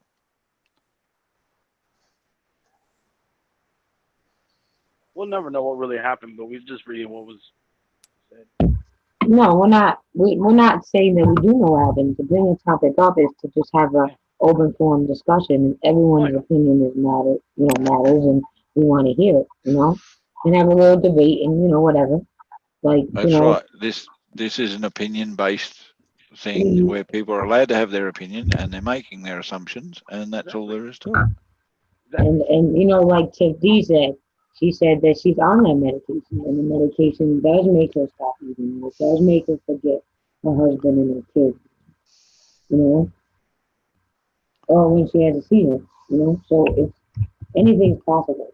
I just know from reading what I read today and watching the movie, I don't believe she was possessed. I don't think that is. But you keep referring to the movie, Lisa, and unfortunately, I think that's one of the downfalls. No, I said watching the movie and then reading what I read today about it outside of the movie. I do not believe she was possessed. That's what I'm saying. I'm not saying I'm basing Yeah, my no, I theory understand that, on the but movie. let's remove the movie out of it and stick to the facts, because the movie has influenced a lot of people's ideas of what it was, and even movies made since then have That's the influenced point the I was way. trying to make, after the movie Yeah, influenced me at first. And Yeah. then when we were going to do the story tonight, just like Bashar, I went and researched and read things, and that changed my opinion of it because the movie had me thinking one way, and then when I researched it, it made me believe something different. That's what I was trying to say. I mean, the thing that bothers me the most is the Blair Witch Project has actually corrupted people's ideas of what's real and what's not. The Blair Witch Project was only that, a project that a group of kids decided to do to see whether they could make a movie that was believable, based on nothing whatsoever, and it was a joke. Now everybody's attitude of possession and demonic and everything else is based on Exorcist, and how true was the Exorcist as a movie? That's what bothers me.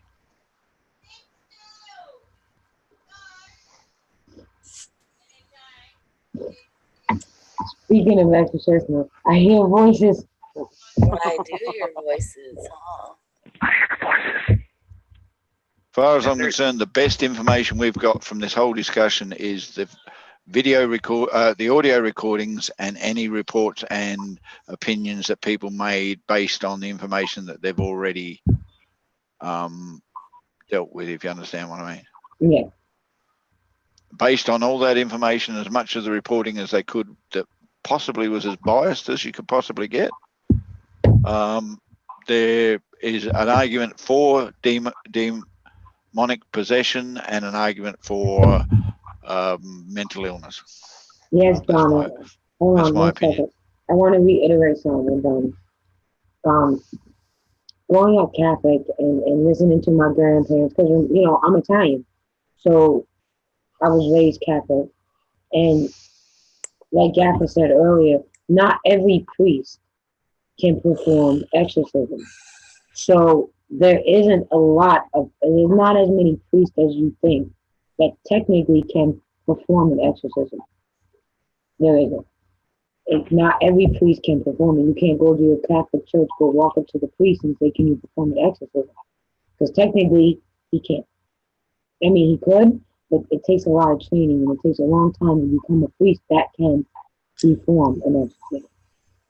So there really isn't not as many as you think.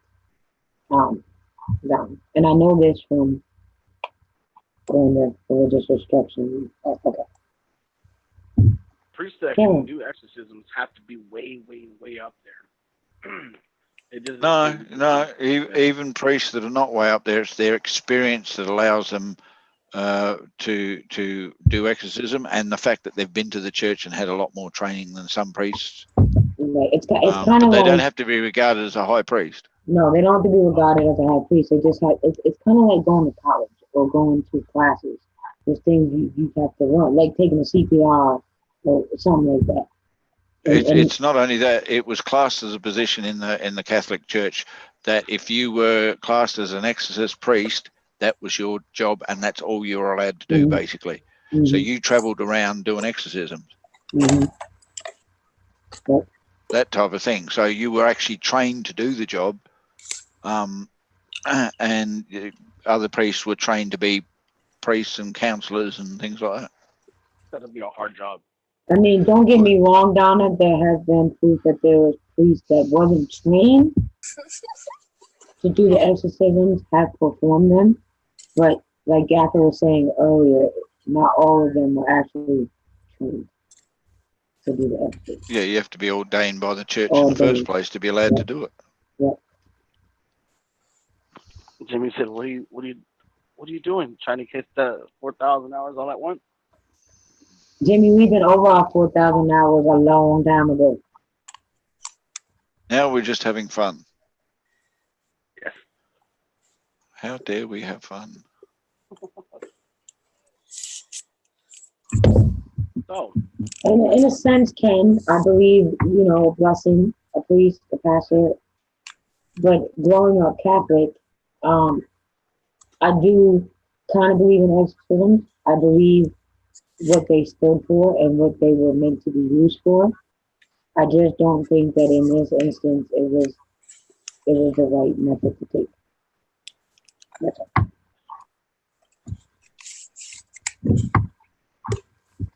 all right, over there, Muggsy. Are you interested in all this?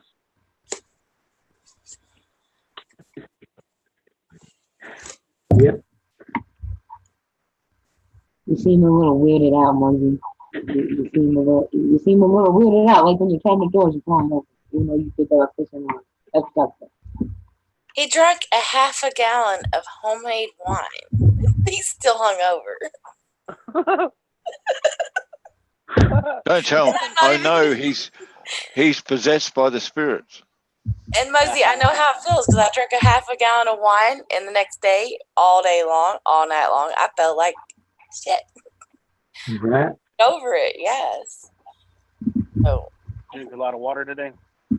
Would anyone like to come up here and hear what I'm talking about? That topic? Or you can come up here and share your thoughts on it. hello, Jimmy C.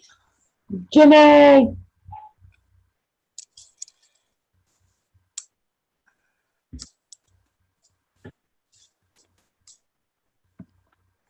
So when's the sex trivia? We're not doing sex trivia tonight. Can you imagine doing sex trivia after talking about Emily Rose and her exorcism?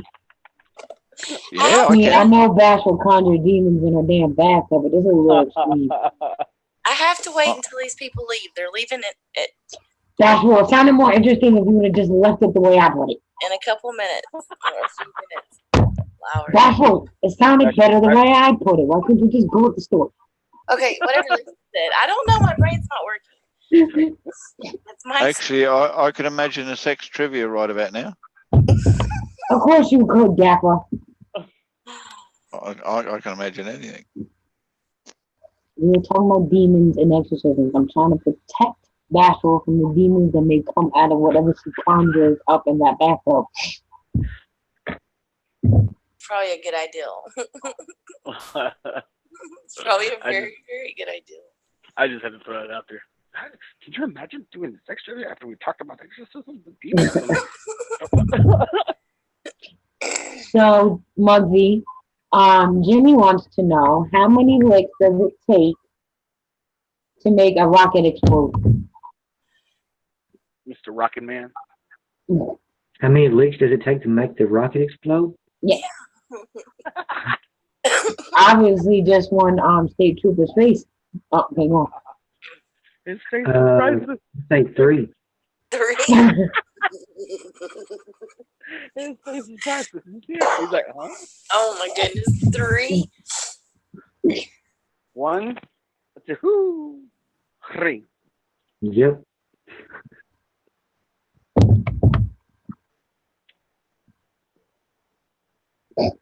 Brittany, are you taking notes? Are you still here? One thing you need to learn, you come to the round table. It's important to bring a handy dandy notebook. Yes. We are on educational stream. In case anybody didn't know this by now, educational. Right, educational. For educational purposes. Right. It's like what's a condom? No, educational, not erotic. I told you how to do that for the anal bleaching stream, right? Joe was like, Lisa, yeah, you gotta change the category to educational and then make a disclaimer. This stream is for educational purposes only. Okay, he said, otherwise they're not gonna let the stream stay up. So how do you know? Never mind, I don't want to know how you know.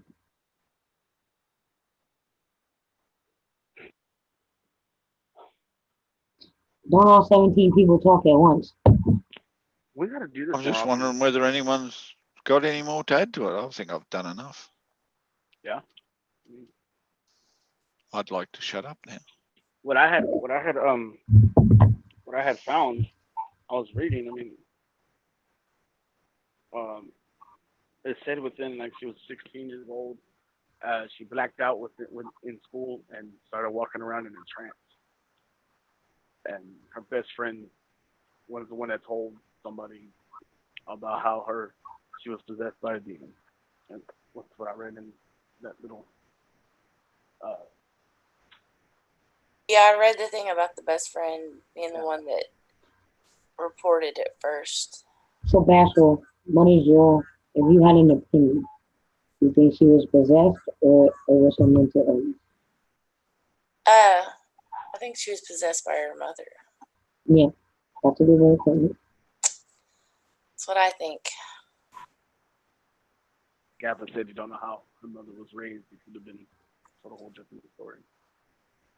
Monica said, hey, you rock stars, look at you guys go.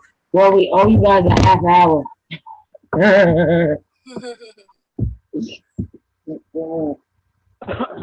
think we're trying to reach that 1K tonight. Same. That would be nice. And this is a topic we wanted to discuss, but we kind of like went every other direction. So here we are discussing it. That was a good topic. It was. I mean, we got to do this more often. We used to do it. Yeah, exactly. And then we got sidetracked with food and sex. Which are good topics as well, but yeah. Like I mean, it got so bad that even Kentucky Steve, when he came up here and did the stream with Twin about their spiritual beliefs, somehow even he, who we co-opted him too. Somehow he veered off the sex too, and we were like, how the fuck did that? Okay, but anyway. Good night, Mark Yum. Thanks for stopping in. Good night, Mark, and thank you for stopping in. Hey, Mark. Didn't know you was here. Good night. Yeah, good night, mate. Yeah. Mm. Thank you for the kisses, Mark. Oh, shit, I got excited. I dropped the phone.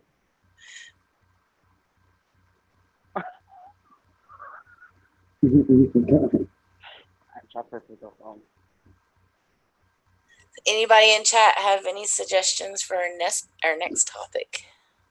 Hey, we're Scottish. She's really good at that. I do. Okay. The history of the dildo. Oh, the history of the dildo. Who made the first dildo? It was actually a medical device. Of course, Bashful knows already. Why is not surprising? They thought back then that it would help women with schizophrenia if they would have orgasms. I said the history of the dildo, not the history of the vibrator. Oh, well, that's true. True. You're very much true. Wardrobe changed. I did change my wardrobe. We don't have a wardrobe. We have a closet. That is a wardrobe, technically. Hey, that was funnier. I'm sorry. Okay, I'm stupid. So what Mark is trying to say is he'd like to come out of the closet. 2 dildos and a broken heart. Is that your next hit song, gamer? Not a great gamer is here. See, Gaffy had talked about sausage and he smelled it. I mean, that's not his name, damn it. Mm-hmm. Celebrity sausage.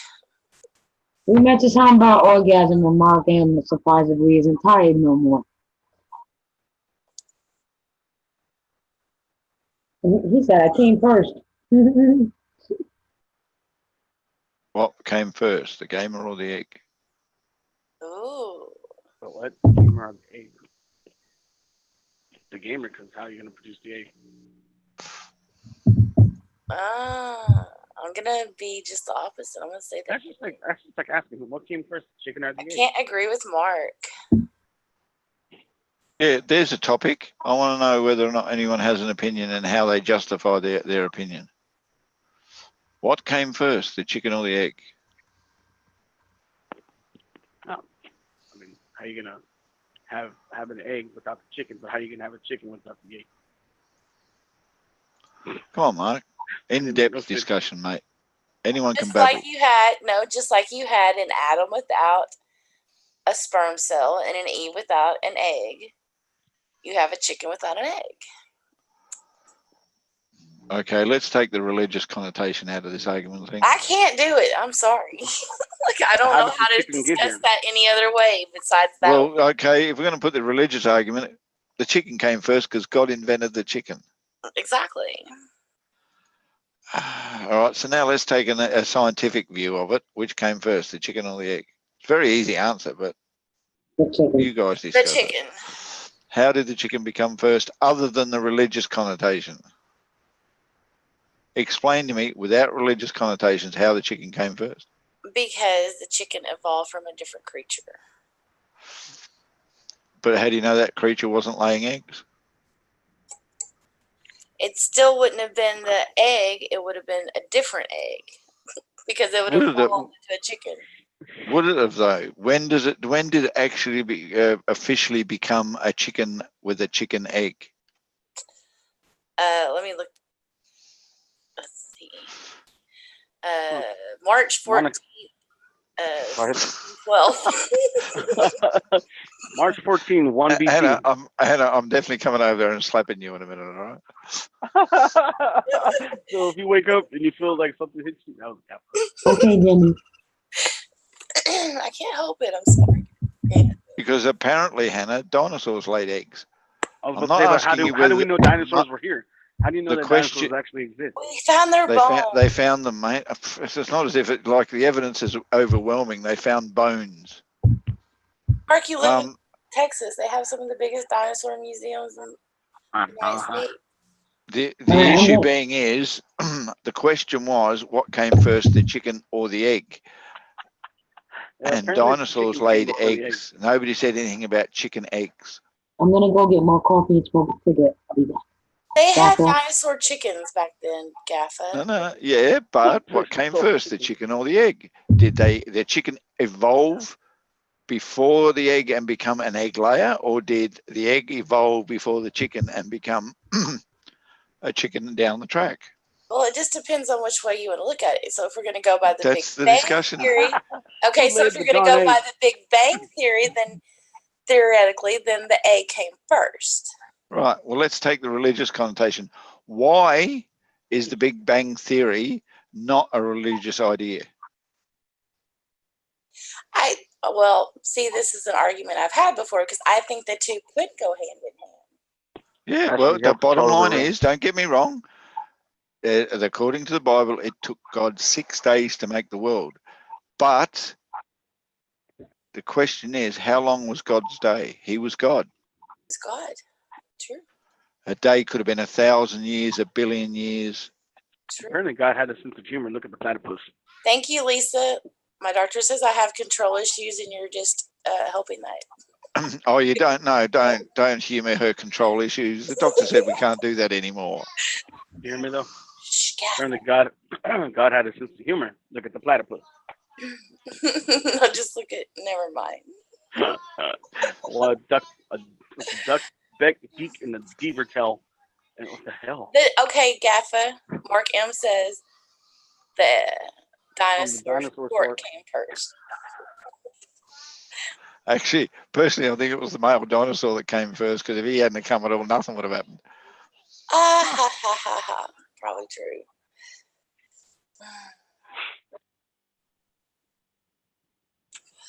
Probably true. So it was the egg because it was a sperm cell. No. The sperm is a fertilizer. So I'm going to look it up. Who the fuck knows? Good question. You know, in this whole discussion, you have argued with yourself 4 times. Oh. It's not right to do me this way at like 5 o'clock in the morning. Oh, Hannah, you love it. I know. This is foreplay for you. Yeah. Oh, it's like you're reading my brain.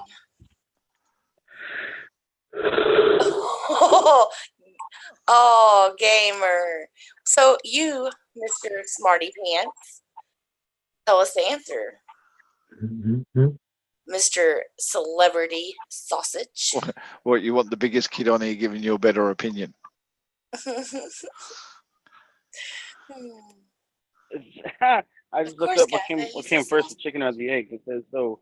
In a nutshell, or an eggshell, if you like, two birds that weren't really chickens created a chicken egg, and hence we have an answer. The egg came first, and then it hatched the chicken. Sounds As I logical. said, as I said before, dinosaurs laid eggs, so maybe the egg came first and eventually evolved into a chicken. Platypuses lay eggs. In a platypus egg. You seen an emu egg? Holy shit! Soft shell to hard shell. Yes, I've eaten an emu egg. They taste disgusting. Yeah. Do they really? Yeah. In my opinion, okay? That's my opinion. Right. Turtles have soft shells. Turtle eggs taste nice. I've had scrambled turtle eggs, but that's it. Notice from different types of eggs, the turtles like the soft shell. Yeah, lizards have eggs. Yeah. Spiders have eggs. Snakes have eggs. Snakes have eggs. Women Men have eggs. have eggs. What? Mammals have eggs, not women. Okay, Yeah. mammals. We have eggs inside of our bodies. Yes, they do. Every embryo is classed as an egg until it becomes something else. I know.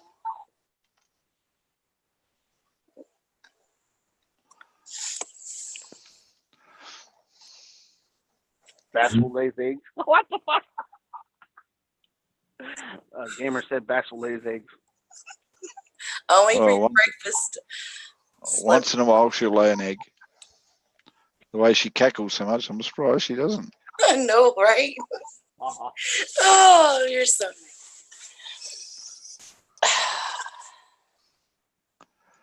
Yeah, if it was a different know, time Leslie, and a different you place, Hannah, I'd come around and make sure you knew everything. I'm surprised Muggsy didn't try to make my challenge not to giggle for a whole stream. I wonder how big that would have been a challenge. T-Rex egg looked like. That would be a challenge. Yeah. To not But make you giggle? That would have turned you on, and that's not how we want to go about doing it. You still haven't put that spoon on your nose, though, Bashful. And Muggsy didn't do my roasting either. See, mine was really creative. I thought about it for a really long time, and he just came up with the most lame thing. I'm just going to take eyelash glue and put it on the spoon and then stick it to my nose.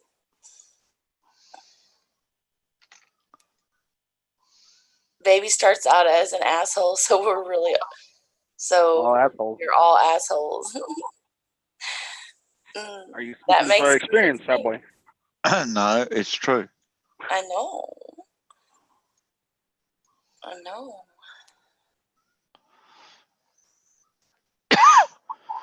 Haven't you heard the story of who's the boss?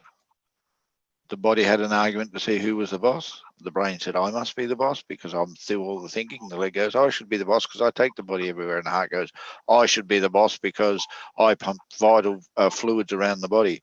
The stomach said, I should be the boss because I give the nutrients and intake fuel for the body. And the arsehole said, I should be boss. And the whole body goes, oh, bullshit.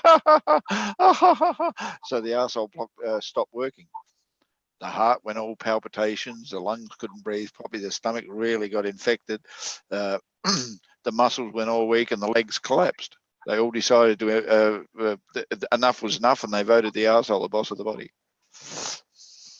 And you released all the toxins. There you go.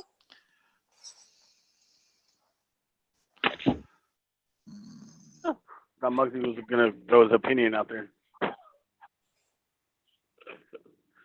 That's some deep thinking there. You're really quiet, Muggsy. It's really annoying. Who, Muggsy? Yeah, Muggsy, your silence is deafening, mate. Yes. Talk. You need to come back out. My silence is deafening? Mm-hmm. Oh, okay. Well, I guess I'll go and be more silent. So y'all can go deaf. You don't have an opinion. You don't have an opinion on any of this, Muggsy. You're just here to enjoy the view, are you? I guess so. Okay. My brain is not functioning too well right now. Drink some water.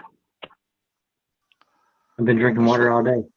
That's what or maybe it's floating. Maybe it is. Maybe you should drink some alcohol. No. No. It usually helps. It usually helps. A hangover, you open a beer. Hey, it helps. No. As Hannah recalls her moments where she was drinking alcohol. No, don't tell him that. It doesn't help. Never helped me. No, it never helps. I wasn't drunk before I turned 21. And then I just slowly started quitting. I'm surprised you weren't possessed.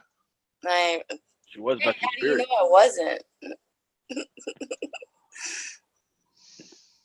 I've been told I have 3 or 4 different personalities, so. Isn't here bipolar? I have never been diagnosed with bipolar. I've been That doesn't diagnosed mean with schizophrenic. That doesn't mean I you think haven't it's got it. bipolar. It just means the doctor hasn't found it yet. Oh, that's what it is. I've been diagnosed with schizophrenic, but I think it's bipolar. But I don't have bipolar. I just like talking to myself.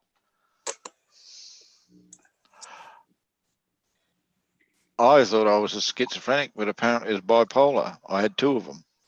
We had 2 of them. The north and south. That was supposed to be funny. Never mind. Well, you didn't laugh at mine. Anyone have a mullet you can borrow? I used to have a mullet. I bet Mallet. you did. Mallet, not mullet. You're a mullet. A mallet. Okay, I can't read. I'm delusional. I'm delusional. Is that what we're going with now? Yeah.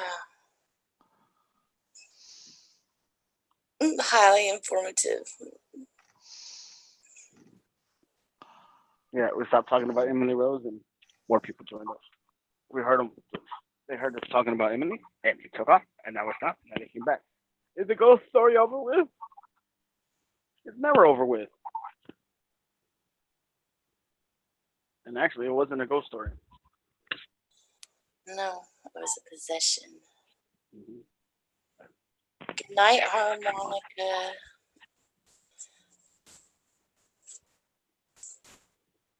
Did you finish your chores so that you don't get a shoe thrown at you, gamer? Womp, womp, womp. That's what Lisa's gonna do to you too, Mark. If you don't do your chores, God, I can't talk. Choice? Fuck you. If you don't do your chores. Hannah, take another sip, please. Take another sip, please. You're starting to make sense.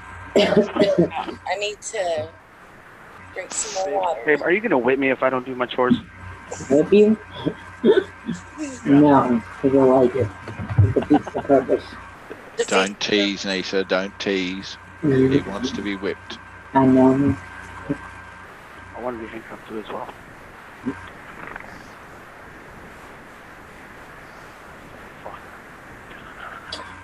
Well, that's one thing.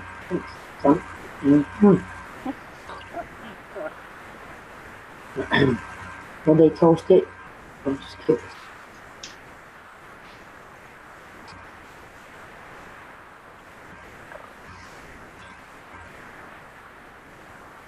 That boy said, I'm up. I've had all of my nicotine, my caffeine, and my morphine. So let's get the day started. Let's party. So he's had all his shots then. Well, fat boy, I wish I was as enthusiastic and hyper as you, but I'm tired as a motherfucker. ball-handed and riding crop. Or riding crop. Or I can't even see that. Or riding crop. Um, No, they were buttered rolls. If they were toasted, I would have said toasted butter rolls. I was just making sure because you ain't been feeling good, you know. I was just trying to. Okay, I'm sure. LOL, fat boy. It's 4 a.m. It's still bedtime. It's in another 24 hours. No, this is not another 24 hours. We're gonna be ending it soon. We just wanted to come up here and talk about Emily Rose because we wanted to do it during the 24-hour stream, but you know, that's our job. It's what we do best here at the Roundtable. Tomorrow we should have another discussion about something. I think tomorrow we're gonna take a break. It's a holy day. Okay, well, the next few days. Yeah, we gotta figure out a topic. You're very welcome, Donna.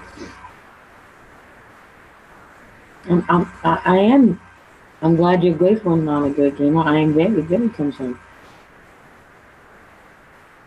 It's time for story time with Lisa and the Roundtable.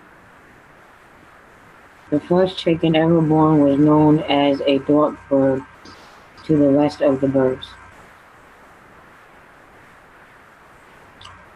Does that mean all the oldest chickies are the dork? Because then I'm a dork. We're all dorks. Bar-handed or riding crop? Yeah, I didn't get it, so I just left it alone. I can't think right now. 10 minutes later, Bachelor said, "Bar riding? What?" Oh, Donna, you missed this. Don't let Bachelor answer this. We are not doing the sex talk trivia because you know how fucked up is it that we do sex trivia and we're just talking about Emily and demons and then we gotta go in Bachelor's bathtub where she conjures them up and no one knows what's in that which is true. So we're trying to keep Bachelor safe. Well, So okay, when Bachelor does the sex topic, she's in the bathtub. You're gonna hear the water. No, here's the truth of the matter. I don't want my brother going home and talking to my family saying she was doing a live stream in the bathtub. I said conjuring demons. It's the same thing. Going home, telling the rest of the family is conjuring demons. The same thing. It sounded better. My brothers have threatened me many times to put me in a mental hospital. So I think that if they went home and they had that discussion, I would be in a mental hospital somewhere. In the bathtub, live streaming, talking about sex topics. But I'm not really the crazy one. They are. Well, the crazy people don't think they're crazy. That's why they're crazy. Right? Well, then Yell again, back at them. I'm trying to condemn demons.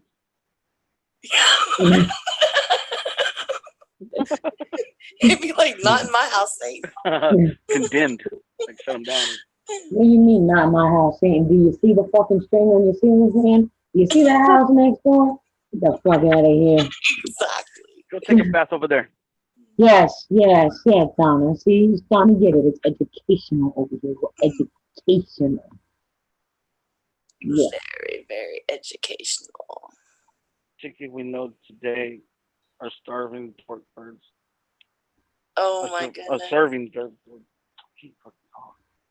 Surviving dork birds. Whatever. I don't speak redneck, so I didn't get the F word. The dork bird was the one that went extinct. Now that I read it with a halfway lucid brain, it made sense. I think we have to close one eye to read. Close one eye. I was supposed to do close one eye. You didn't see this eye? No, I had to close one side of my brain. Oh, Muggsy left us. He got confused. He found a pretty button and he hit it. Well, that was rude, Muggsy. Yeah, fuck you, Muggsy. You could have at least said goodbye, you bastard. We're voting you out now, damn it. Oh. We're going to replace you. Take an application. Now we're going to replace Dustin with Muggsy. Now who the fuck we going to replace Muggsy with? Well, we already got a Muggsy. Have you met Skeeter? They're just about as crazy. Just Skeeter's a little taller. Not much, but a little. I was just dubbed in. I got slapped a few times and said, okay, you're welcome. Yeah, you got lucky.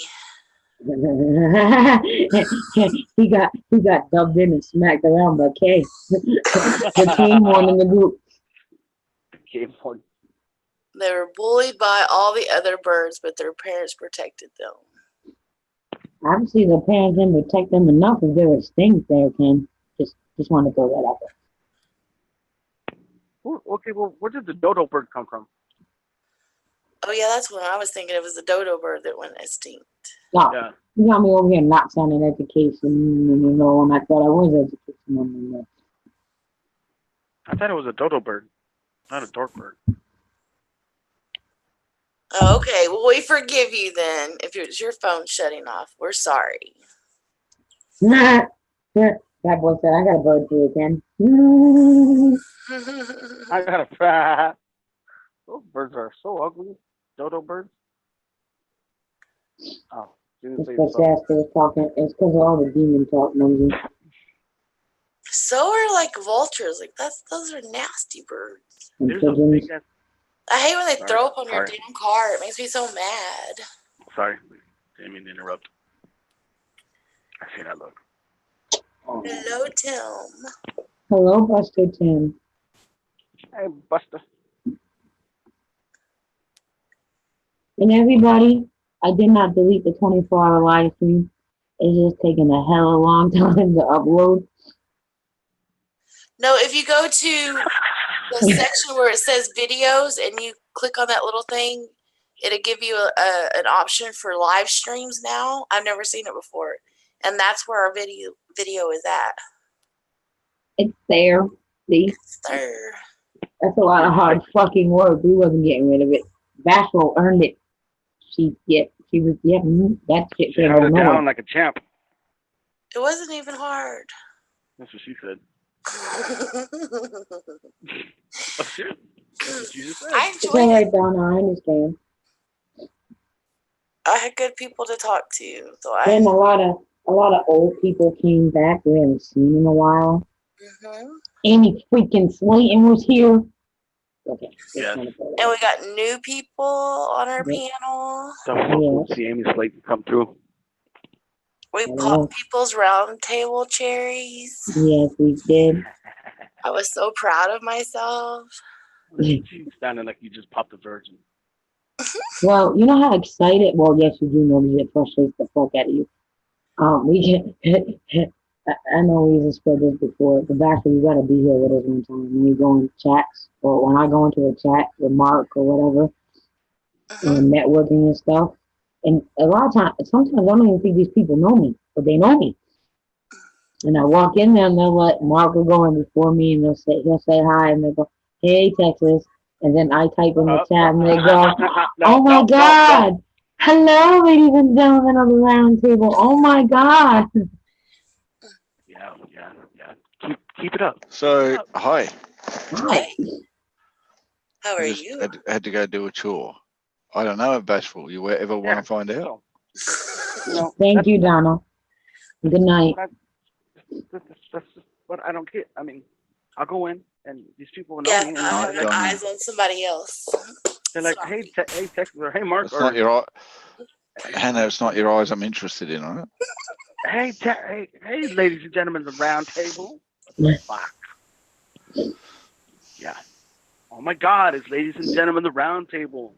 How are you, gorgeous? You're so jealous. I ain't jealous. What? Yeah. If you go into the streams that we do, and then you hear, oh hey, Bashful, or oh my hold God, on, I just want to clarify something. Mark, are you trying to say that Lisa's not gorgeous?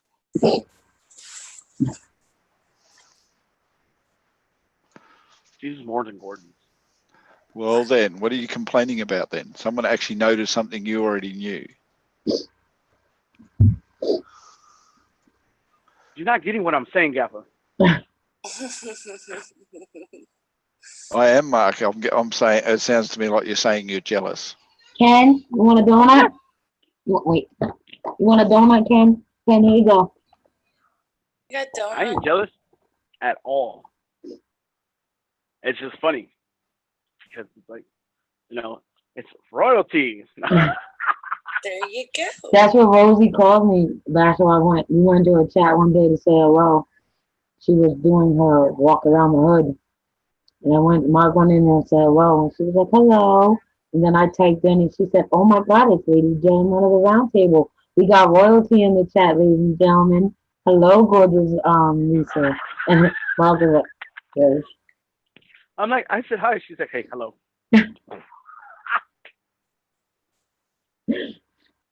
It's just a name. It's just something between. That's whatever. I had to be there, did you, Mark? Huh? Did you get your Did you have phone to be there, hot, did you? Bugsy? Say that again. Is that why it won't turn on? I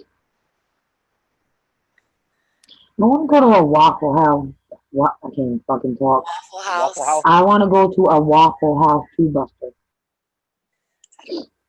I don't really like Waffle House. Their food's so greasy.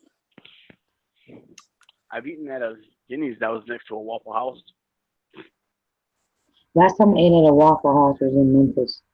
I'm sorry, but the last house I saw that was made of anything to eat, I didn't want to know about it. Were you part of that? Hansel and Gretel did not have a good time there, apparently. Thank you, fat boy. Thank you. I try to be.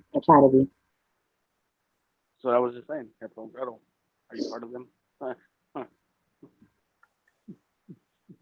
I live by the model that I'm on YouTube for fun. So the rest of the nonsense that goes on YouTube, I know nothing about. Like literally, I know people are talking to me about it. I'm like, I got no clue. I stay in my own little bubble, and that's you. Yes, Muggsy got married. Got YouTube married. Yeah. Her name is Brittany. Or Hazel. Hazel like siren. You're either going to have to call her Brittany or call her Siren because Hazel is somebody else. Yeah. And not only that, her name is not Hazel, it's Hazel Eyes. Hazel-eyed siren. Yeah, well, see, for the Roundtable, there's another Hazel-eyed, and her name is Hazel-eyed Vixen. So we gotta call her something else besides Hazel. We're gonna get confused. So why don't we just call her Brittany because that's her name? Yeah, we'll just call her Brittany. Call her Brittany. Not to be pedantic or anything, but you know. Y'all talking about me? Yeah, you and Muggsy. We don't ask those questions yet, Tim. No. We have to let her get used to us before we start asking those questions. We don't want to run her off. You'll be waiting a while. You're very hard to get used to, you lot. Chatterbait. Oh my God, that boy. Oh no. You know, phone sex is. Can you film me now? How about now?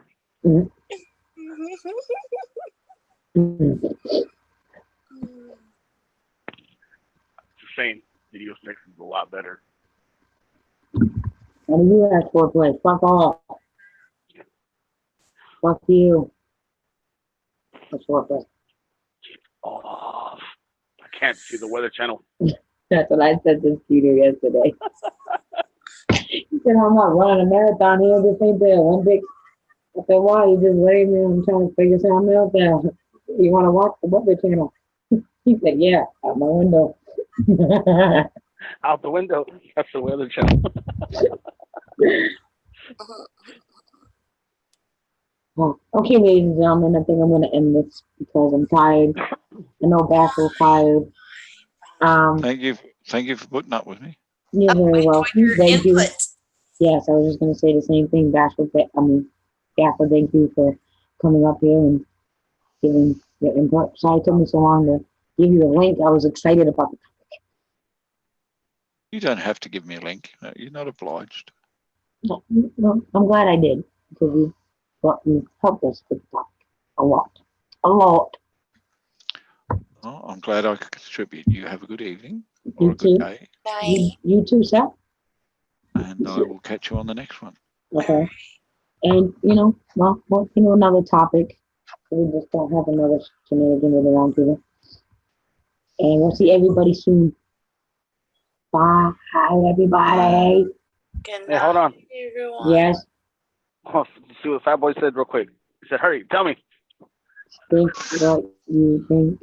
Are you horny? Hurry, tell me it's going soft. Oh my god. That boy. That boy. All right. You're Bye, very y'all. welcome, Ken. Good night, everybody. Good night, everyone.